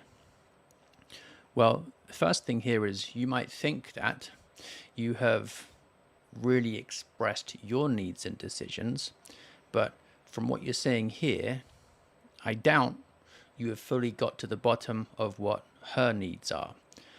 Good step here would be to say, here is how I am feeling, and just outline how you're feeling.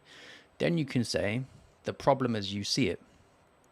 Then you can say what you would need to feel that this is resolved. So step 1, how are you feeling? Which is frustrating because you feel like you've outlined what the conflict is. Say that you think the problem is actually this conflict isn't resolved, and then what you would need to resolve it. And then you want the next step to come from her doing the same thing. And check that you are actually in agreement about what the real conflict is, and you do understand each other's needs.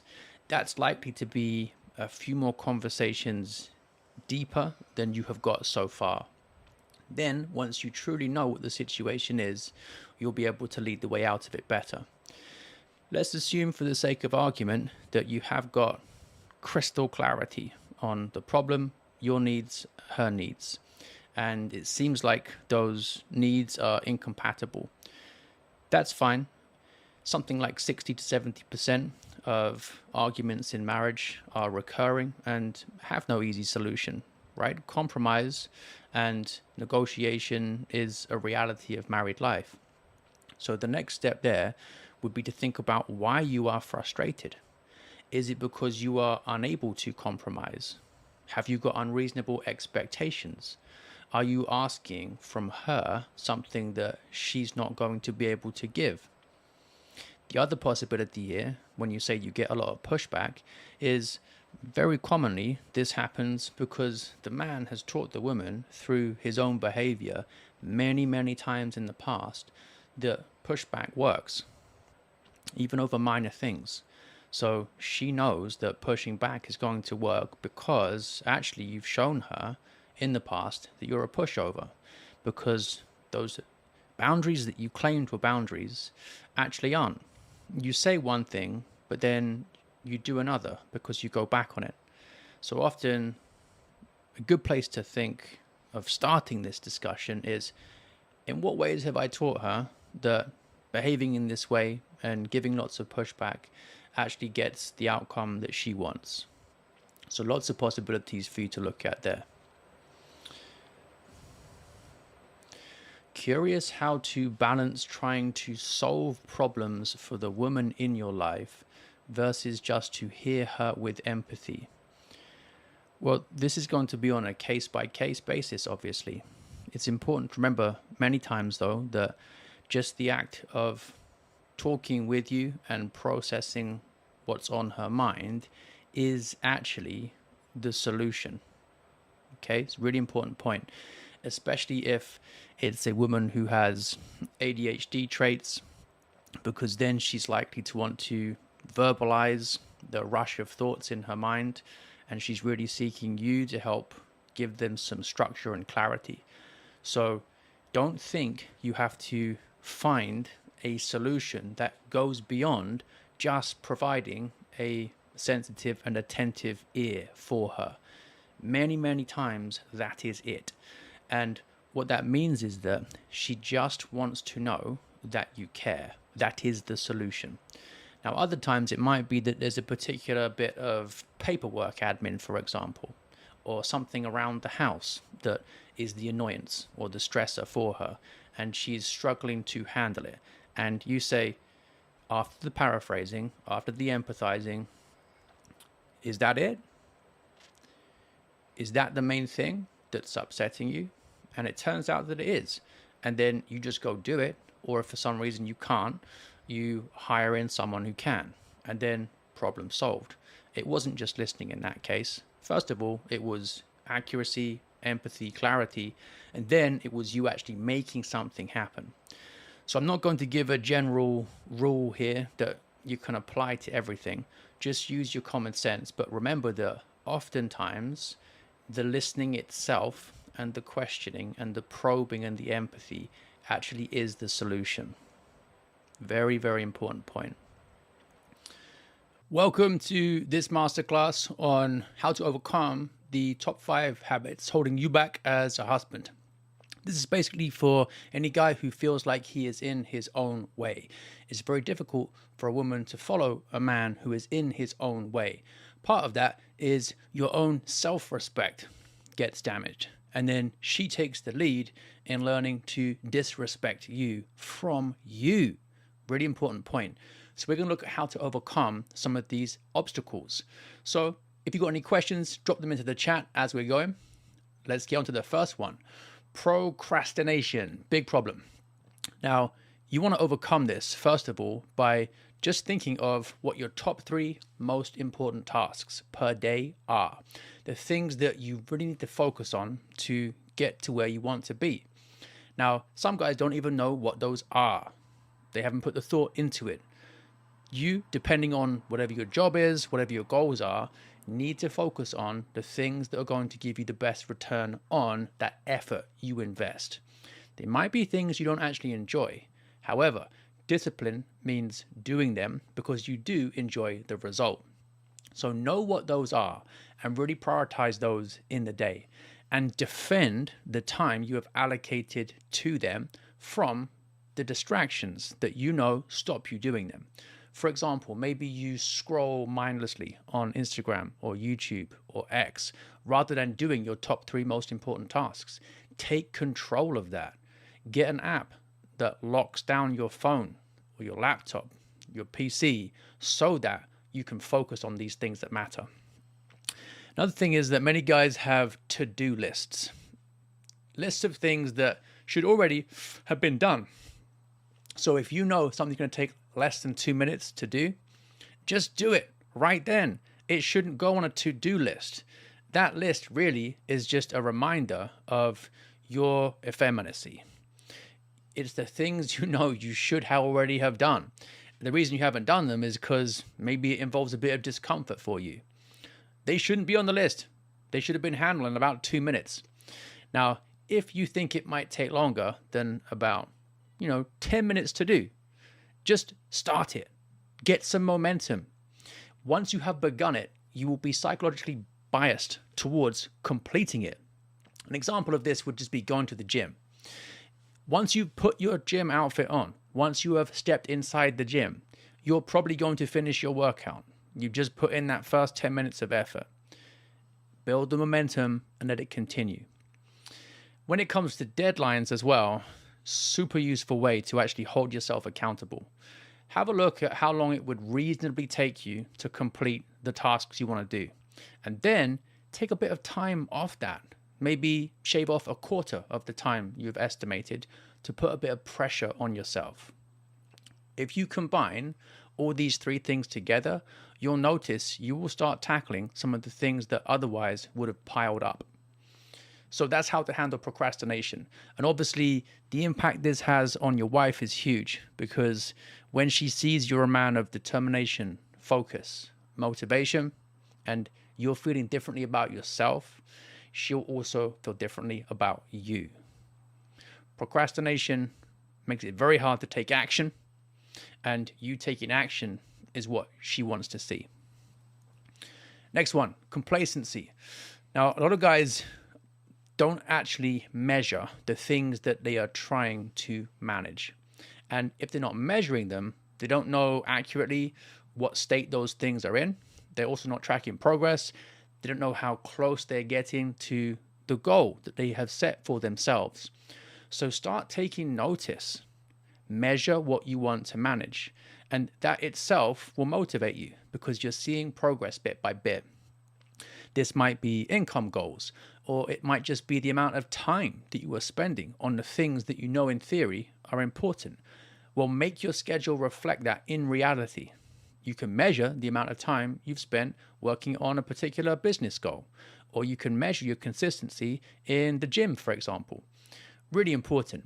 And when you break this down into things you need to get right each day, so that those days build into a good week and those weeks build into good months, that's when the success really starts happening. Consistency is like the entry point to success, because when you're being consistent at something, you can develop the skill in that area and get better and better. So what does the day look like if it's executed well to you? Start to measure those things. Really hold yourself accountable to them. Without consistency, you're not going to get the feedback you need to improve. And this applies everywhere, by the way, not just in business, but in the gym, in your marriage too, and in your family life. So don't get complacent about the way things are. Think about the way you want them to be, and then what steps you need to put in place to be able to make that happen. Perfectionism is another big habit that people really struggle with. It's so dangerous because it can stop you taking action. Now, you probably heard the saying that the perfect is the enemy of the good.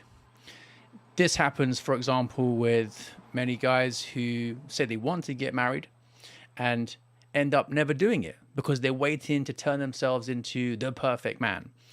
You're not going to become him except via actually getting into the arena, getting married, and then letting it mold you.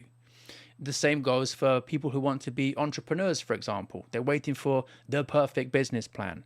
You're not going to get it. You're going to get it by actually starting with an okay business plan and refining it based on the feedback from the market.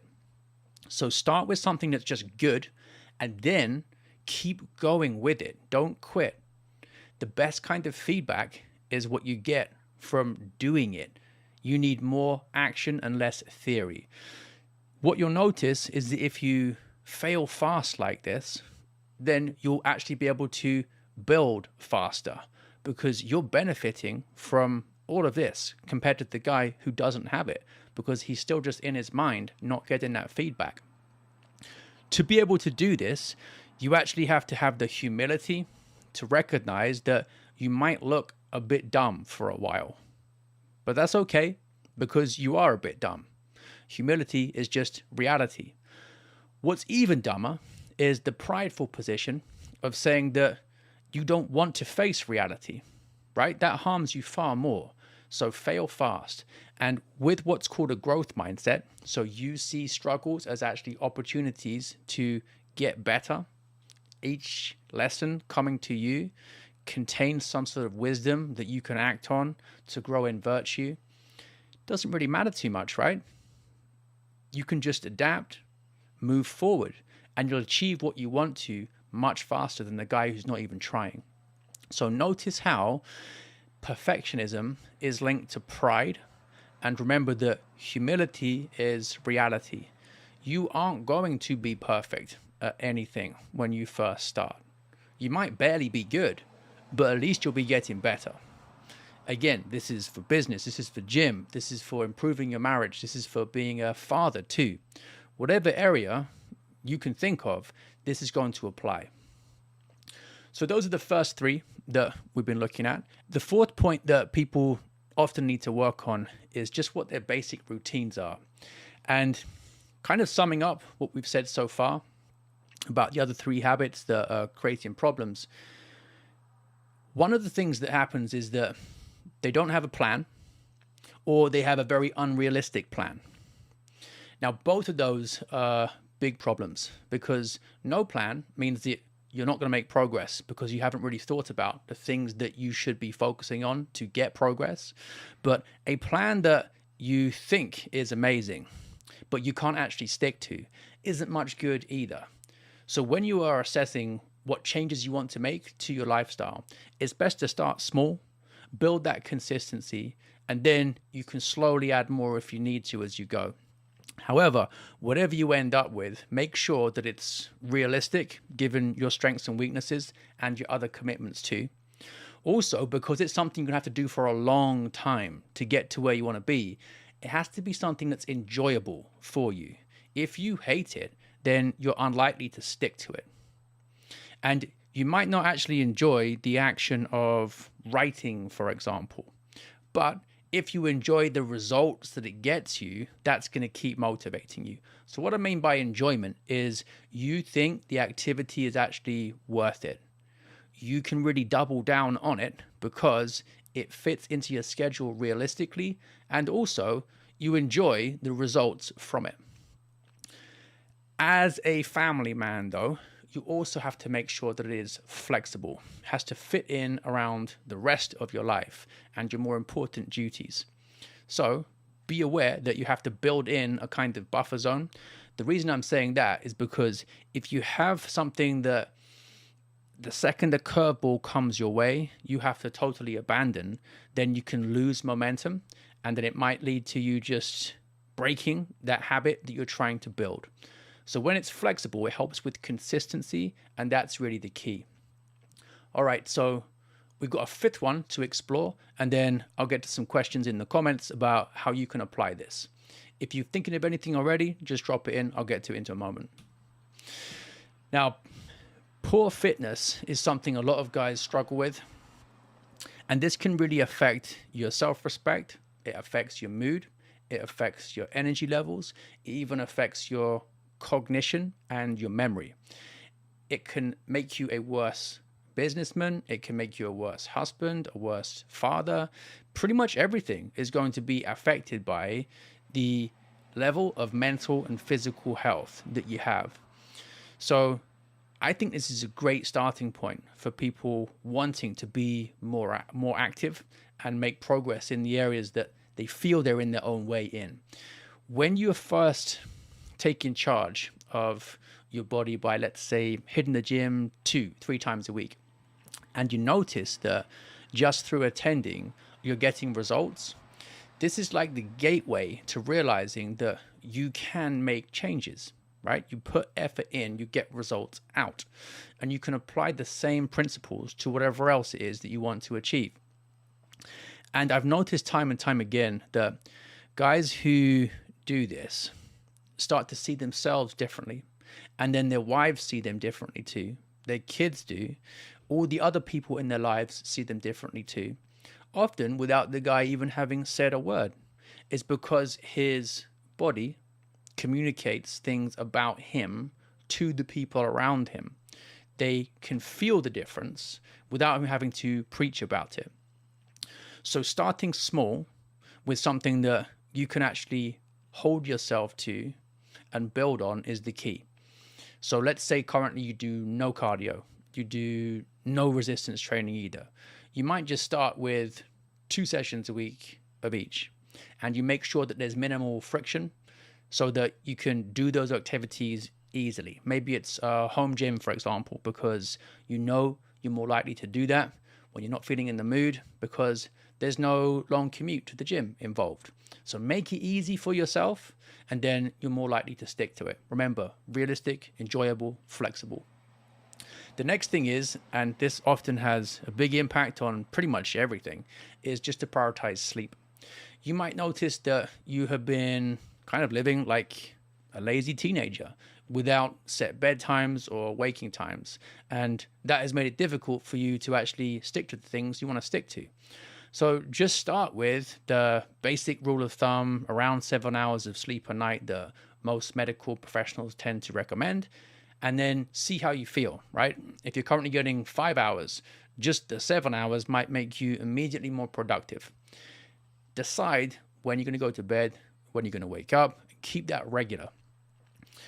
The other thing with this is it just holds you accountable with all other kinds of boundaries in your life too.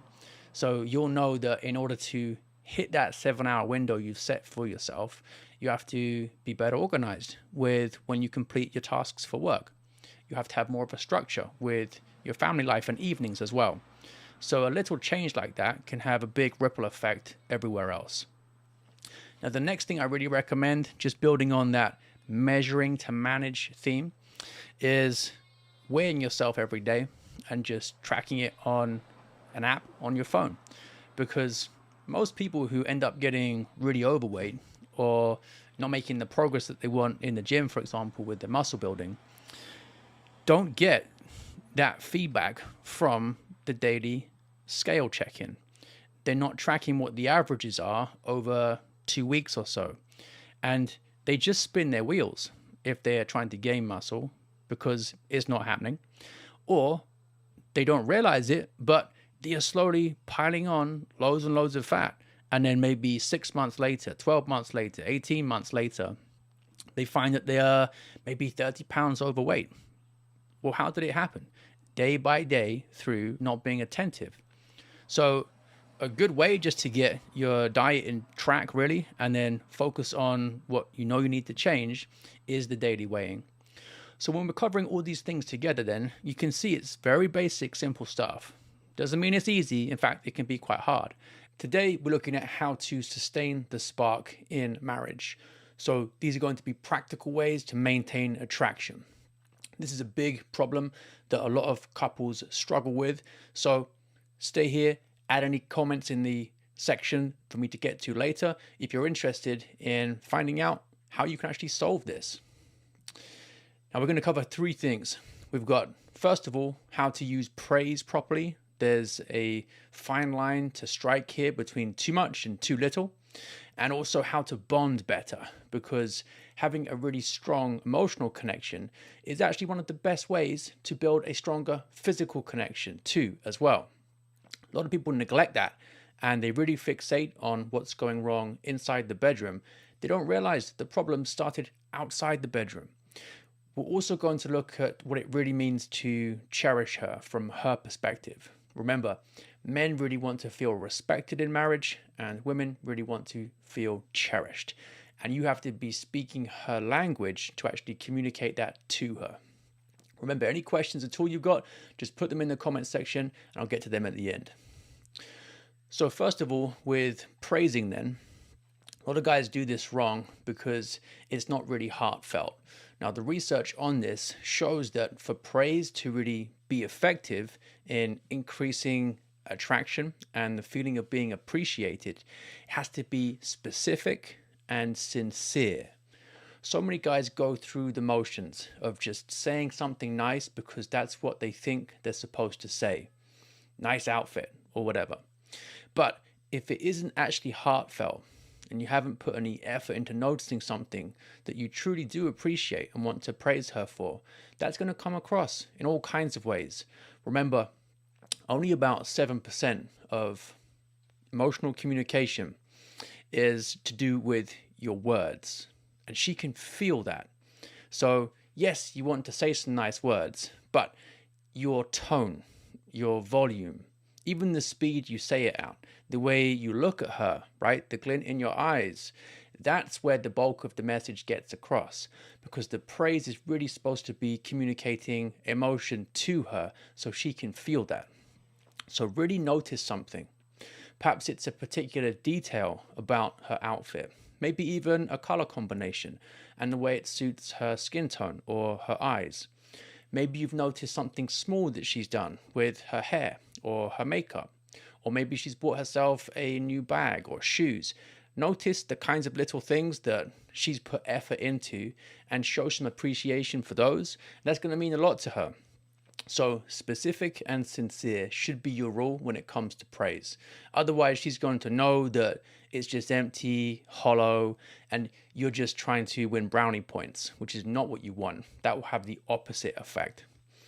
Now, the other thing that a lot of guys neglect is not actually praising her for her personal achievements. So perhaps she's been really meaning to get a room in the house tidier.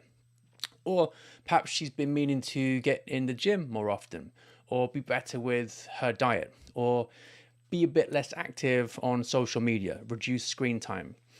Now, all those things involve her putting some effort into growing in virtue. And they're pretty tough for many women. They're tough for many men too. So if you notice that she's been working hard at something and had some success, obviously praising her in that is going to help her to really build momentum and feel that her efforts are noticed. Because don't forget, she's doing this stuff for you. So your words mean a lot to her. If you show that you value what she's doing, she's going to keep doing it. And you can give her this good image of herself to live up to. So say that you love what she has done in the kitchen with the way it's been tidied or cleaned, for example. Specific and sincere again, plus also related to personal achievements. Now, some guys think, I don't know what her personal achievements are. Well, that's a big problem. If you don't know her well enough to know what she's going to really value as a personal achievement, you need to have better conversations and be more attentive so you're actually aware of what it is she's working on. Now, consistency is also extremely important. You can't just do this as a one-off and expect to build the bond with her that you want. All these things, being specific, being sincere, knowing what she's aiming at personally, and praising her for achieving it. All these things you know as her husband, and you also care about because she's your wife. And that means you want to monitor them and help her progress in them. So noticing the little things rather than being focused on other stuff, making her feel like she's not a priority, is how you can actually build that trust. And the consistency, as in so many other areas of marriage, and also just your personal growth as a man, the consistency is key. Remember, we talked about this a few times. This is the case with building wealth, building your body in the gym, building virtue in general, because it is all habitual and built through repeated actions. Without consistency, you're not going to be building those actions, building those habits in the way that you want. And that means your character isn't going to be shaped in the direction you want it to be shaped in. And when your character is malformed in that way, it's obviously going to affect your marriage too. So those are the three ways in which praise really matters. Don't be afraid of giving praise. Some guys have this mistaken idea that it's not masculine to praise your wife. I don't know where they got that from. Women are seeking male attention and validation. Just like the Bible was saying, the woman is made for man, not the man for the woman. So it's healthy, it's normal for the woman to seek validation, seek affection and attention from the man. If you don't give it to her, then that's actually a form of abuse. That's unhealthy. You'll damage her self-esteem a lot. So we covered praising. Let's look a bit about bonding too. There are some things here that a lot of people get wrong. So again, specificity matters. Now, what I mean by that is, let's say you're going to have a nice experience together. Perhaps it's a date night. It should be something specific to you and her. So think about some places you've been or experiences you've had, memories that are a big part of your shared story, and put some thought into it. If you just go online and look up date ideas and you just get 10, 15 generic outings, but none of them really has anything to do with you and her specifically, your interests, your connection, your history, versus you might have a particular picnic spot that you went to years ago and shared a nice moment together. Perhaps you told her something important. Take her back there and say a bit about your story since then, where you want to go with her next in the years to come. So because that shows that you know what it means to her and what it means to you and you two together for your story, it's far more specific and therefore far more special. This isn't just an experience that any girl can have with any guy. This is something that is hers with you and it's exclusive. So that builds the bond far better. Now, the other thing you want to mix in is some very novel or memorable experiences too. And this is important because there's a link between novelty and feelings of excitement and dopamine.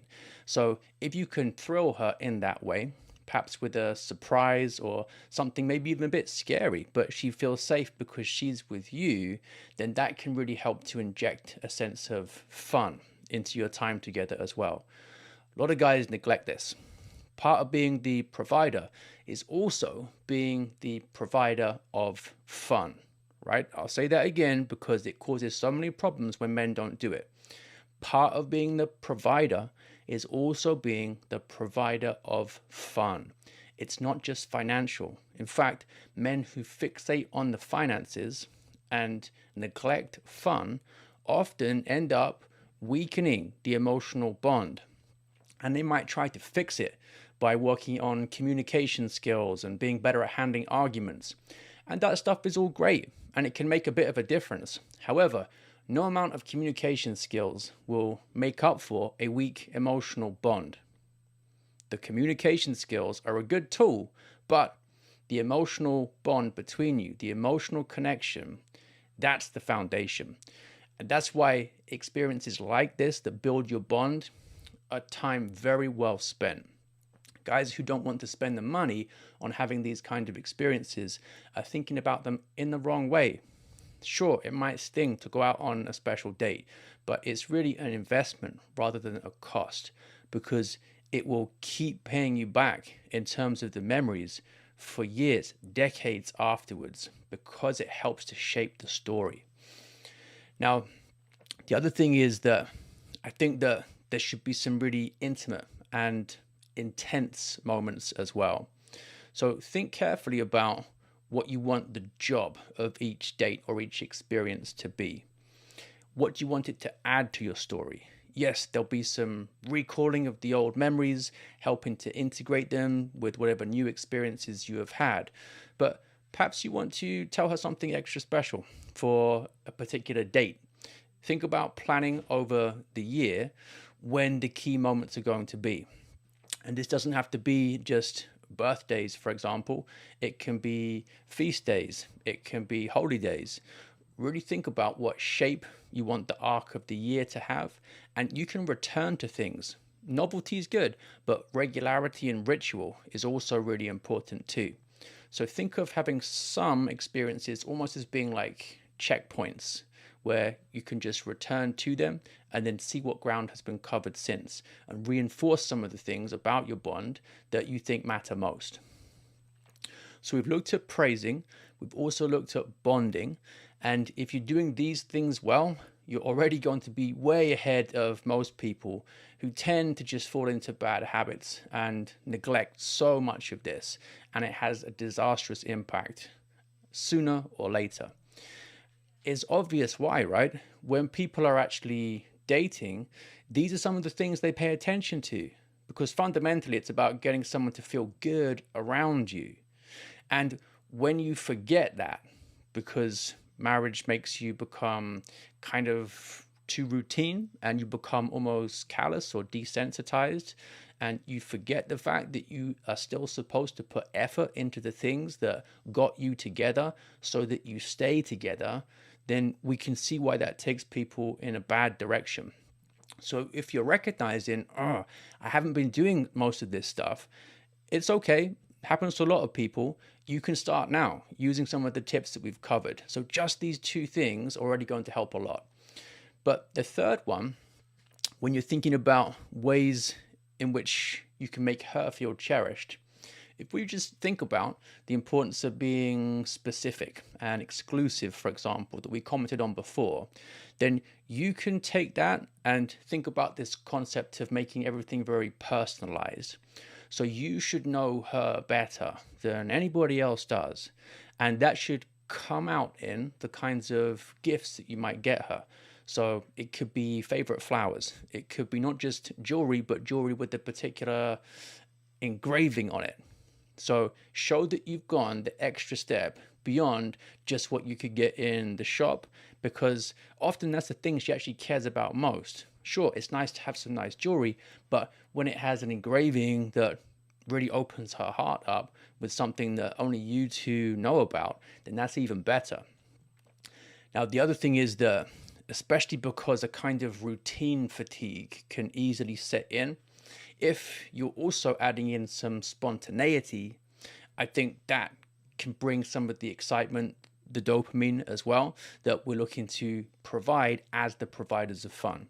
Now, minimal planning involved on her part. So let's say you know that you haven't taken her out for a nice dinner or drinks date for a while. Don't talk about it, just arrange what you need to for the babysitting, and then you can say, here's where we're going tonight at 8, wear this. And then doesn't have to think about it, right? So all that mental load, the anxiety is taken away from her. You've handled it, and she can just enjoy what is basically the fairy tale like fun experience of being lifted out of the day-to-day routine grind. Now, that kind of thing matters a lot, and it's a nice memory. And the more of those you have, the stronger the association between you and those good experiences will be. So we make things personalized and also introduce some spontaneity. Now, the third one here is obviously super important for making things personalized. And it's amazing how some people don't actually think about tailoring the experiences, tailoring the messages or the gifts to what her preferences are. So she shouldn't be a stranger to you. If you know that she's going to prefer one location to another, or a particular type of cuisine to another, then you should take that into account in your planning. When you don't make things match her preferences, then you're basically showing thoughtlessness, carelessness, and that is obviously incompatible with her feeling cherished or special to you. So you probably have a good idea of the sorts of things that she likes if you've been married for a while.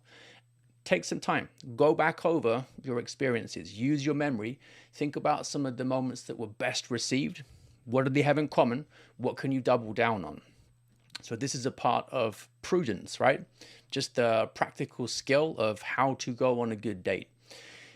Think about not just the breadth of your memories, so all the experiences you've had, but also really how to drill down into the depth of your memories too.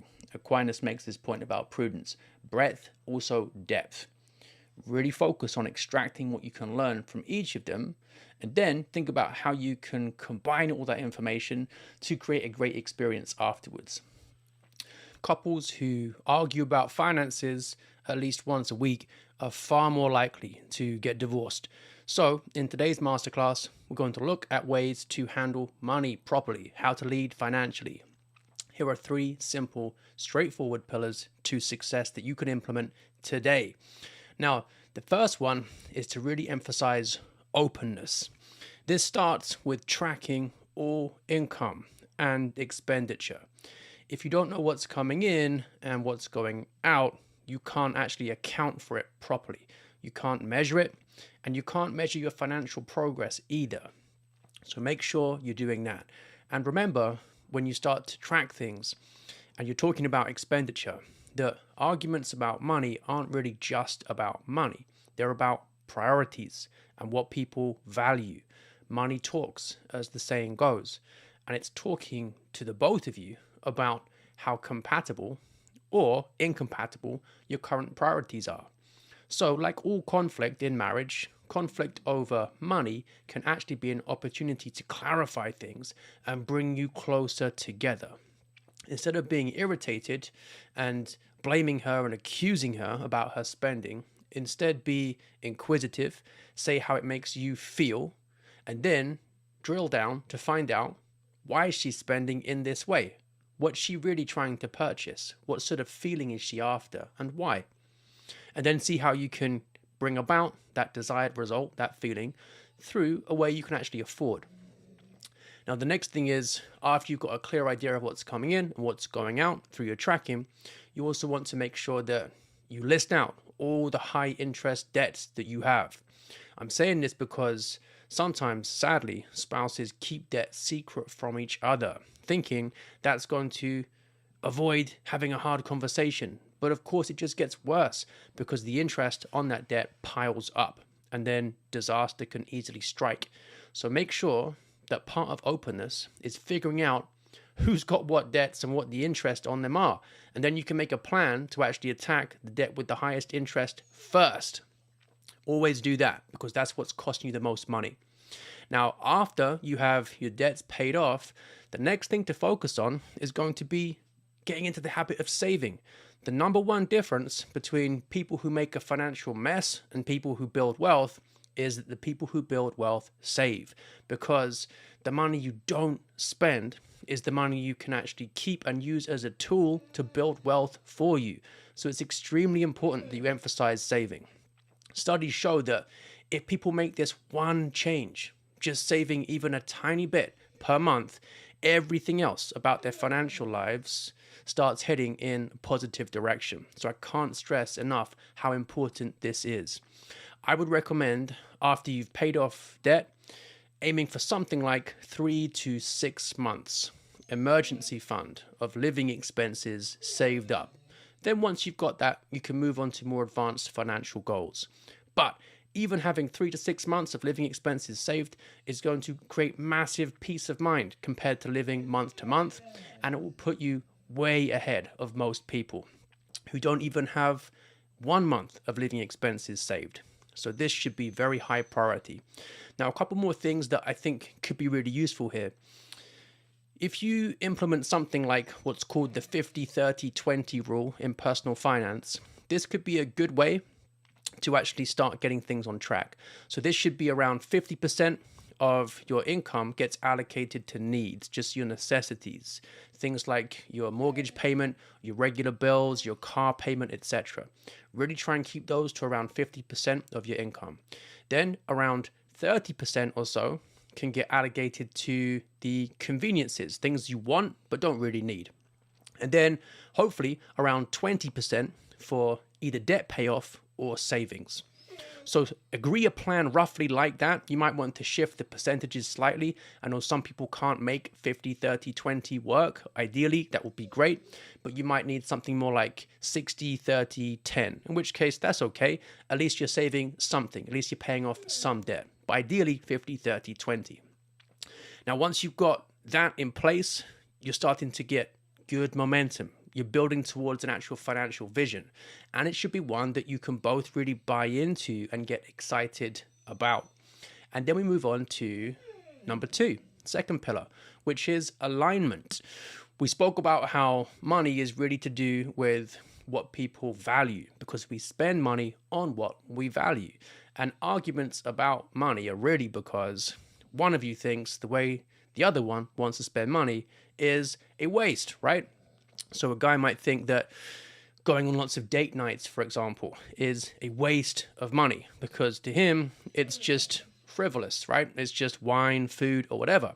But he's made the mistake of not connecting with how his wife sees it, because for her, it's not just about the wine, the food, or the restaurant, whatever. It's actually about the emotional connection. It's about the memories, and it's about what they are building through the regularity of the date nights. Now, if the guy can see it that way, he'll realize this is actually an investment in his marriage. It's not money down the drain. It's actually a great use of his money, assuming he cares about these things. He just hasn't thought about it that way before. So you can actually get into alignment through having the conversations you've been avoiding. Now, big part of alignment is actually having goals that you can actually both look at and say that you want to work towards. Now, just think what your shared aspirations are. Where do you want to get to in your financial future? Could it be buying a home or paying a home off? Could it be saving for the future for particular goals that you've got? Maybe you want to go traveling, or maybe you want to become financially free at a relatively early age, and you really want to make your money work for you to make that happen. So what are her dreams financially? What are yours? Talk them through and see where you can get into alignment on this. That might be a hard conversation you have to have because perhaps initially you're out of alignment, but avoiding it is going to make it even worse. Now, once you have figured out what those goals are and you have a plan involving your savings, your investments, etc., to get towards it, make sure that you speak to a financial professional just to make sure that you haven't missed anything important, and think about roughly how long it's going to take you to get you there. You might also want to think about some big picture planning for your family overall. So, for example, life insurance or critical illness cover. What would happen if you were to get really sick and couldn't work? How would you provide for your family? What if you get hit by a truck and you die? What next? So a big part of being the provider is actually providing even after you are gone. And this is an area that a lot of guys neglect. So look into that. Hope for the best, obviously, but prepare for the worst. Like we've said in other masterclass sessions, a man without a plan is not a man. The reason this is really important is it also gives your wife a sense of security. So even if the worst happens, there's still that safety net there. You have the plan in place. And don't be afraid to talk this through with her, because if she feels like that money is wasted and it should be spent on enjoying fun things right now, you got to think in terms of big picture. What are your real priorities? You have to set something aside for this. Find some policies that you can afford reasonably, given what your other goals are as well.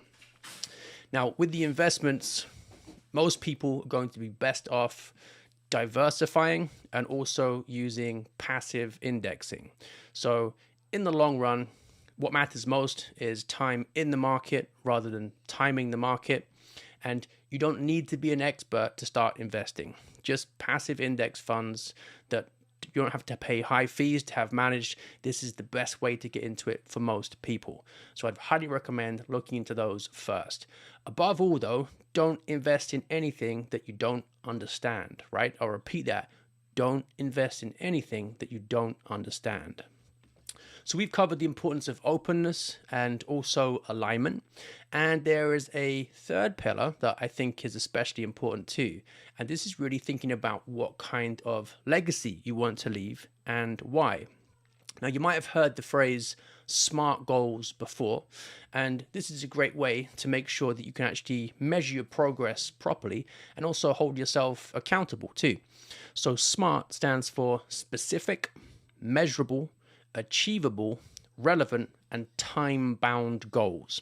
The reason that's important is it really helps to improve motivation, mainly because you can see yourself making really clear progress towards the outcome that you want. So, what is the legacy you want to leave? This is a great question for any married man, because part of patriarchy is actually providing for not just your kids right now, but your kids when they have kids and your grandchildren too. This is the great thing about building wealth. It enables you to help people out further down the line in the generations. So what are your goals here? How long do you want to work for? What kind of income do you want to have in retirement? How much do you want to be able to help out your kids when they're having kids too? And so on and so on.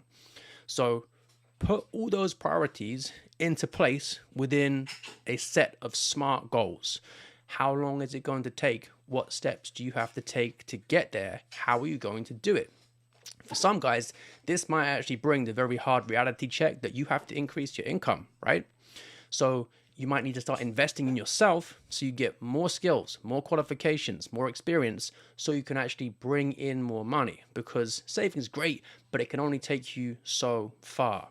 The guy who, instead of saving a couple of $100s a month, spends that couple of $100s a month on leveling up his skills so he becomes more valuable and then can increase his income by $100,000 a year, for example.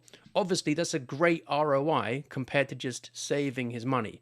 So if you find that your goals aren't achievable, right? They don't fit within that SMART framework because the achievable just isn't possible given your current skill set. You've got to have a look at how you could get that amount to make it happen instead. You can also involve your kids in what you were doing. So start to talk to them about the importance of saving. Really try to get them addicted to saving if you can. And then be clear with them, just like you were clear with each other, about what you're spending and why, and how it fits into the big scheme of things. There's a lot of people who could have avoided some terrible financial messes that they got themselves into if their parents had actually clarified things about compound interest to them, for example, because ultimately it's going to pay you or you're going to pay it, right? There's no escaping it. It's a big feature of the world of money. So teach your kids about that early. Show them what the impact of just investing in some passive index funds relatively early in life could be for them over the decades. Teach them how to make their money work for them, and explain that the number one difference between people who build wealth and people who don't is saving and investing. Now, don't get complacent as well. You need to make sure that you are always improving your financial literacy, and you should do this as a couple so that not only you can make smarter financial decisions, but your wife can as well. And like all areas of learning that you might pursue together, this is a great way for you to show that you really care about developing her. And it's another way for you to show that she is cherished too. So don't underestimate the importance of this. Today, we're looking at ways in which you can lead physically by protecting your wife's health. So let's get into the content. And then if you have any questions towards the end, let me know and I'll be happy to help. Now, the first thing is that when you're setting goals, make sure you're being realistic. This will mean that it's not intimidating to actually start the journey. It will also make sure that neither of you is disappointed by not making progress that was never really going to happen. So first of all, make sure that you are aligned with the goals that you decide to set. What actually motivates both of you? Find something that you have as a common ambition that's based on your shared values. Now, I'd recommend here going deeper than just appearance. A lot of guys make the mistake of trying to motivate wives in fitness and health mainly by appearance. Of course, that is important, but why not focus on things like energy and fatigue and overall health, vitality, longevity? These are all incredibly important goals to have as the decades go by in your marriage. So really think carefully about what this means to both of you and find something you can both stand firm on. That will make things much easier. Once you've actually decided what the goals are, you then want to have a look at the environment that your wife lives in, so that you can make it one that supports her in achieving those goals. The research on this shows that when wives live in homes where there's lots of very calorie dense, tasty snacks within view on the kitchen surfaces, then they tend to put on weight far more easily than in homes where those delicious high calorie snacks are out of view. So just think carefully about the fact that if your goal is for her to reach a healthy weight and keep the weight off, you're probably going to need to have an environment that is conducive to achieving and maintaining that. So what kinds of foods are normally in view in your home? Have a quick check. Are you helping her or are you impeding her? Make your actions reflect your real priorities. It's no good having this as a goal on paper without actually making your living environment match that goal. The next thing is, once you've got a supportive environment, really think about some strategies, talking them through with your wife that are going to help you maintain this long term. Now, when you have a busy family, preparing meals can often be quite a drain in terms of mental energy, also time and effort. So simple things like having a set grocery shop that you do each week that you can even automate, and also cooking in bulk so you minimize decision fatigue can really help her to stay consistent. Otherwise, when there's a day when things are very stressful, it's very easy just to buy something takeout or have something that is probably more calorie dense than you should really be having. And then one bad day turns into another. And then you have to get the motivation to actually face your failures and then start up all over again. Much better to have something that streamlines things and makes it easy to stay on track. So pretty much buying the same foods regularly that she likes and that fit her calorie requirements, and then preparing those meals in bulk is a way to make sure that whatever life throws at you, you can stay on course. And that really is the key to long-term success. So the first thing we're thinking about is talking with her about what you're trying to achieve and why, going deeper than just appearance. You also want to make the environment that you're creating for her help her achieve those goals, and then strategize with her, looking for ways to make it practically easy to stay consistent. A lot of guys get all three of those steps wrong, right? They want the wife to look like a fitness cover model, and they also don't want to make any changes to the current lifestyle, and they put zero effort into helping her achieve this day to day. That is not the right way to be the protector and provider in this situation. So pay attention, listen to what some of the problems are, and then come up with solutions with her to help her get her to where you want to be. Now, a lot of these solutions will actually be pretty similar to the ones that will work for you in what you're doing for your own fitness. And if you're overweight and you want to take part in this journey with her, then really focus on the fact that you're doing it together. Now, if you want some numbers just based on what the official recommendations are for what's healthy, then for a man, you want your waist to be under 40 inches. Some people would say ideally under 37 if you really want to optimize your health outcomes. And for a woman, it's a waist under 34 at the upper end, and then 31 ideally. So if your wife's waist is already under 34 or 31 ideally, then she's likely not going to be suffering any adverse health consequences as a result of her weight. So don't go in too hard in criticizing her. Really talk to her about if all the basic health concerns are ruled out because she's already in pretty good shape. What are you doing this for? Would she like to feel more confident about her body? Is it the kinds of clothes that she wears? Is it her energy levels? Find out what it is. But if the waist level is already around that, don't pretend that it's some sort of health emergency, because it's not. Now, we also want to get around 150 minutes of fairly moderate cardio. Don't go too intense. Moderate cardio. So get a heart rate monitor watch and keep it to around 130 beats a minute. So it shouldn't be too tough. And then resistance training a couple of times a week. However, bear in mind that certainly for weight loss outcomes, diet is the most important thing. You could do nothing except change the diet, and you'll still be able to get the weight loss outcomes that you want. If you had to add in one more thing, then it would likely be the resistance training. And you could look at a home workout routine with some dumbbells or body weight if she doesn't want to go to the gym. And then also you can do some walking, swimming, cycling, whatever you like for the cardio as well. Find something that she can stick to. Now, to help her stick to it, make sure it is enjoyable. A lot of guys make the mistake here of coming up with a program that they think the wife should do. But if she doesn't enjoy it, she's not going to be doing it for years and years. And you need her to be doing it for years and years to actually get the real benefits from it. So first of all, give her a lot of choice and autonomy in how she wants to exercise and also in how she wants to eat, right?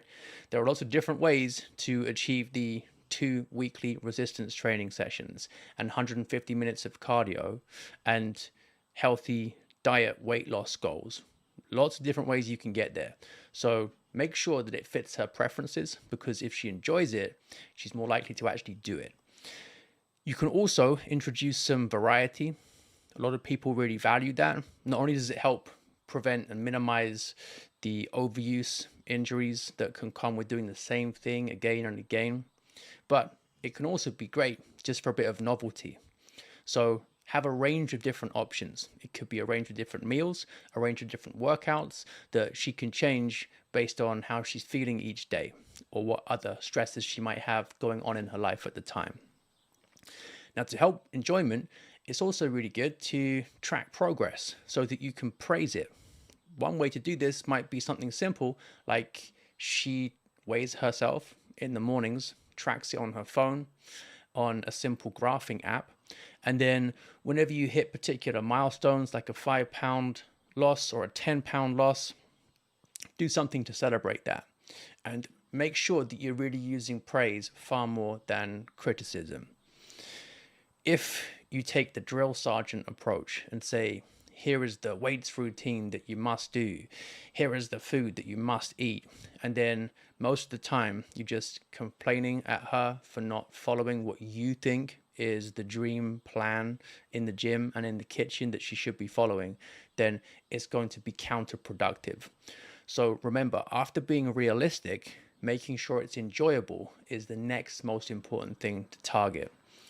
Many guys make the mistake here of treating their wives like a male gym bro, and that's not the right way to do it at all.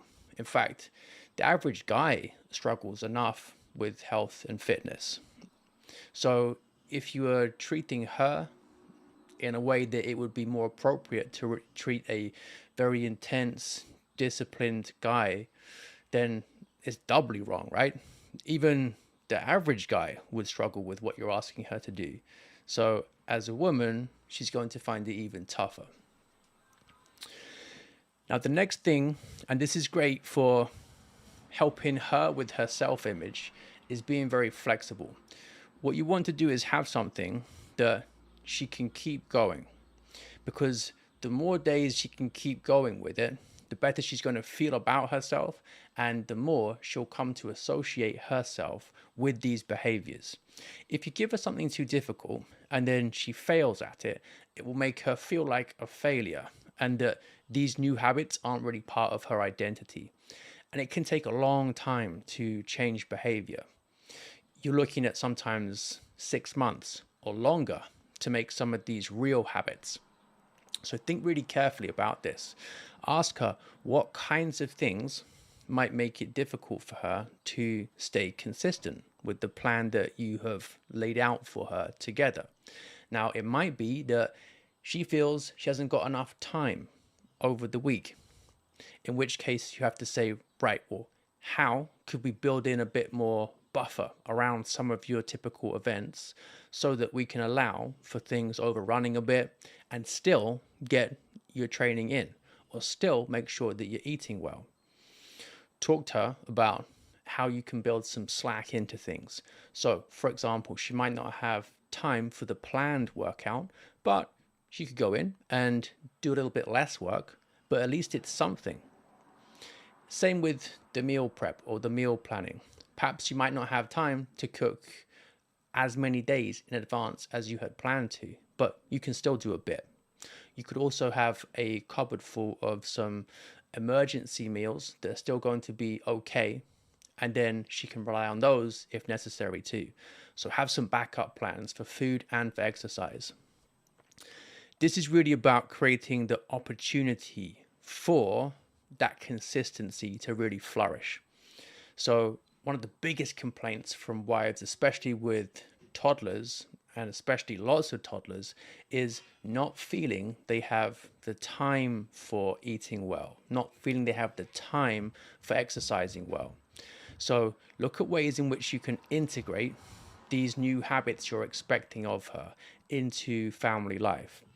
A lot of guys don't like this, but it might be true that the only way she really has time for the half hour, the 45-minute workout that you want her to do is for you to take the kids for that time period so that she can go and have the space to do that. And if you don't do that, you're not actually making that a priority for her. So don't complain about the fact that she's not doing it. It's actually on you to step into the protector role before she even gets into the gym, protecting her time so she can go and do it. So look at ways in which you can create opportunity for the consistency. Now, praise, we mentioned before, is going to be a really important way of actually encouraging her adoption of this new identity. And it has to be long term. It's not actually that hard to lose a bunch of weight relatively quickly. What is hard is keeping it off long term, especially if you're having lots and lots of children.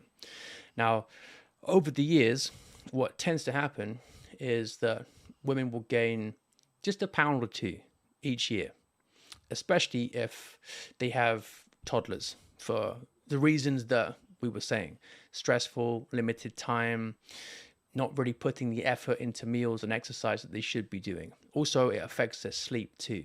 So it's just a couple of pounds here and there, but you add that up over 20 years and you could be looking at 40 to 60-pound weight gain. And you're thinking, how did this happen? Well, it happened little by little because you weren't really prioritizing the things we're talking about now. You weren't prioritizing opportunities for her to stay consistent and encouraging her with them. You weren't creating the kind of environment that she needs to actually achieve what you want her to achieve. So those are the most important principles for leading physically, to make sure that you're protecting her health. It's really about providing her with the support and the systems to get the outcome that you want. And this is a win-win because not only will you appreciate her looking great, she will also appreciate looking great and feel great about herself too. Don't forget that the research shows that one of the top negative influences on a woman's libido, apart from chronic fatigue and sleep deprivation, is actually low self-esteem from poor body image. And that comes, you might not like this, that comes typically from the husband's neglect of providing the wife with this opportunity to be consistent, not providing the wife with the support to sustain the habits that she needs. So you're expecting her to have lots of kids and take on the brunt of the childcare for them with all the time demands and stress demands that brings. And yet you're doing nothing to really counteract the negative effects of that on her health via her physique. So there's a lot to think about here, and talk with her about the best ways in which you can support her to get those health outcomes that you both want for her. Eamon asks, celebrating weight drop. She would consider the celebration a takeaway. How would you change her mindset to stop looking for food as a reward? I wouldn't. I think it's fine. So that takeaway with a dessert, some wine, whatever she really loves, that can be a great way to actually just celebrate the weight loss. There aren't really any bad foods. You can eat whatever you want, drink whatever you want, as long as it fits within your overall calorie goals for the whole week. So in that situation, you could take her out for a restaurant meal. You could get a takeaway. What I'd recommend is having it for the evening meal, making sure you eat a normal size breakfast, normal size lunch, so you're not going into that meal especially hungry. And then that means you're likely to eat a bit less than you would if you were ravenously hungry going into your treat meal. And then just recognize that if this treat meal takes you over what your normal calories for a day might be, the next day you might just dial things back ever so slightly each portion. It doesn't really matter if there's one meal that is pretty heavy on the calories, as long as the weeks and the months as time goes by stay roughly on track. So food isn't bad to enjoy. You just have to make sure that it's the right quantities long term. I definitely wouldn't discourage looking to a meal as something to enjoy. I think that's healthy. How do you broach the subject without her feeling got at? Well, this comes back to what your shared goals are. And you can start with yourself. What does exercise and being a healthy weight mean to you? Where are you aligned with her? If she does happen to have a waist that is well over the health cutoff point, 34 inches for a woman, then obviously you're not getting at her. You're just concerned about things like diabetes, heart disease, etc. And that's coming from a place of love. If her waist is well below that cutoff point, then I'd be more cautious about going in strong, because what are you really doing it for? She's already a healthy weight, so why are you making a fuss? But just find out what she wants. She probably will want to feel a bit better about her body in some ways, or she'll want more energy. So find that, double down on it, and help her get it. That way it's not adversarial. Could you share some example timetables for a husband and a wife? Not quite sure what you mean by that. If it's an exercise timetable, then we know that the recommendation for all adults is at least 150 minutes of moderate cardio exercise per week. So just split that up. It's about 2.5 hours spread over the week, however you want. So this might be half an hour on an exercise bike or a rowing machine or a treadmill at home in the evenings, listening to a podcast or watching TV, whatever. And then 2 resistance training sessions a week as well. Again, that might be one at the weekend, one midweek, and it could be done at home using body weight or some dumbbells or some simple home gym equipment. And that goes for husband and wife as well. There's tons of information for free on the internet about different ways to integrate that amount of exercise into your week. So start with what your existing commitments are and then see where you can fit that around them. And remember, there are lots of different ways you can do this, and finding something that's realistic, enjoyable, and flexible is the right way to approach it.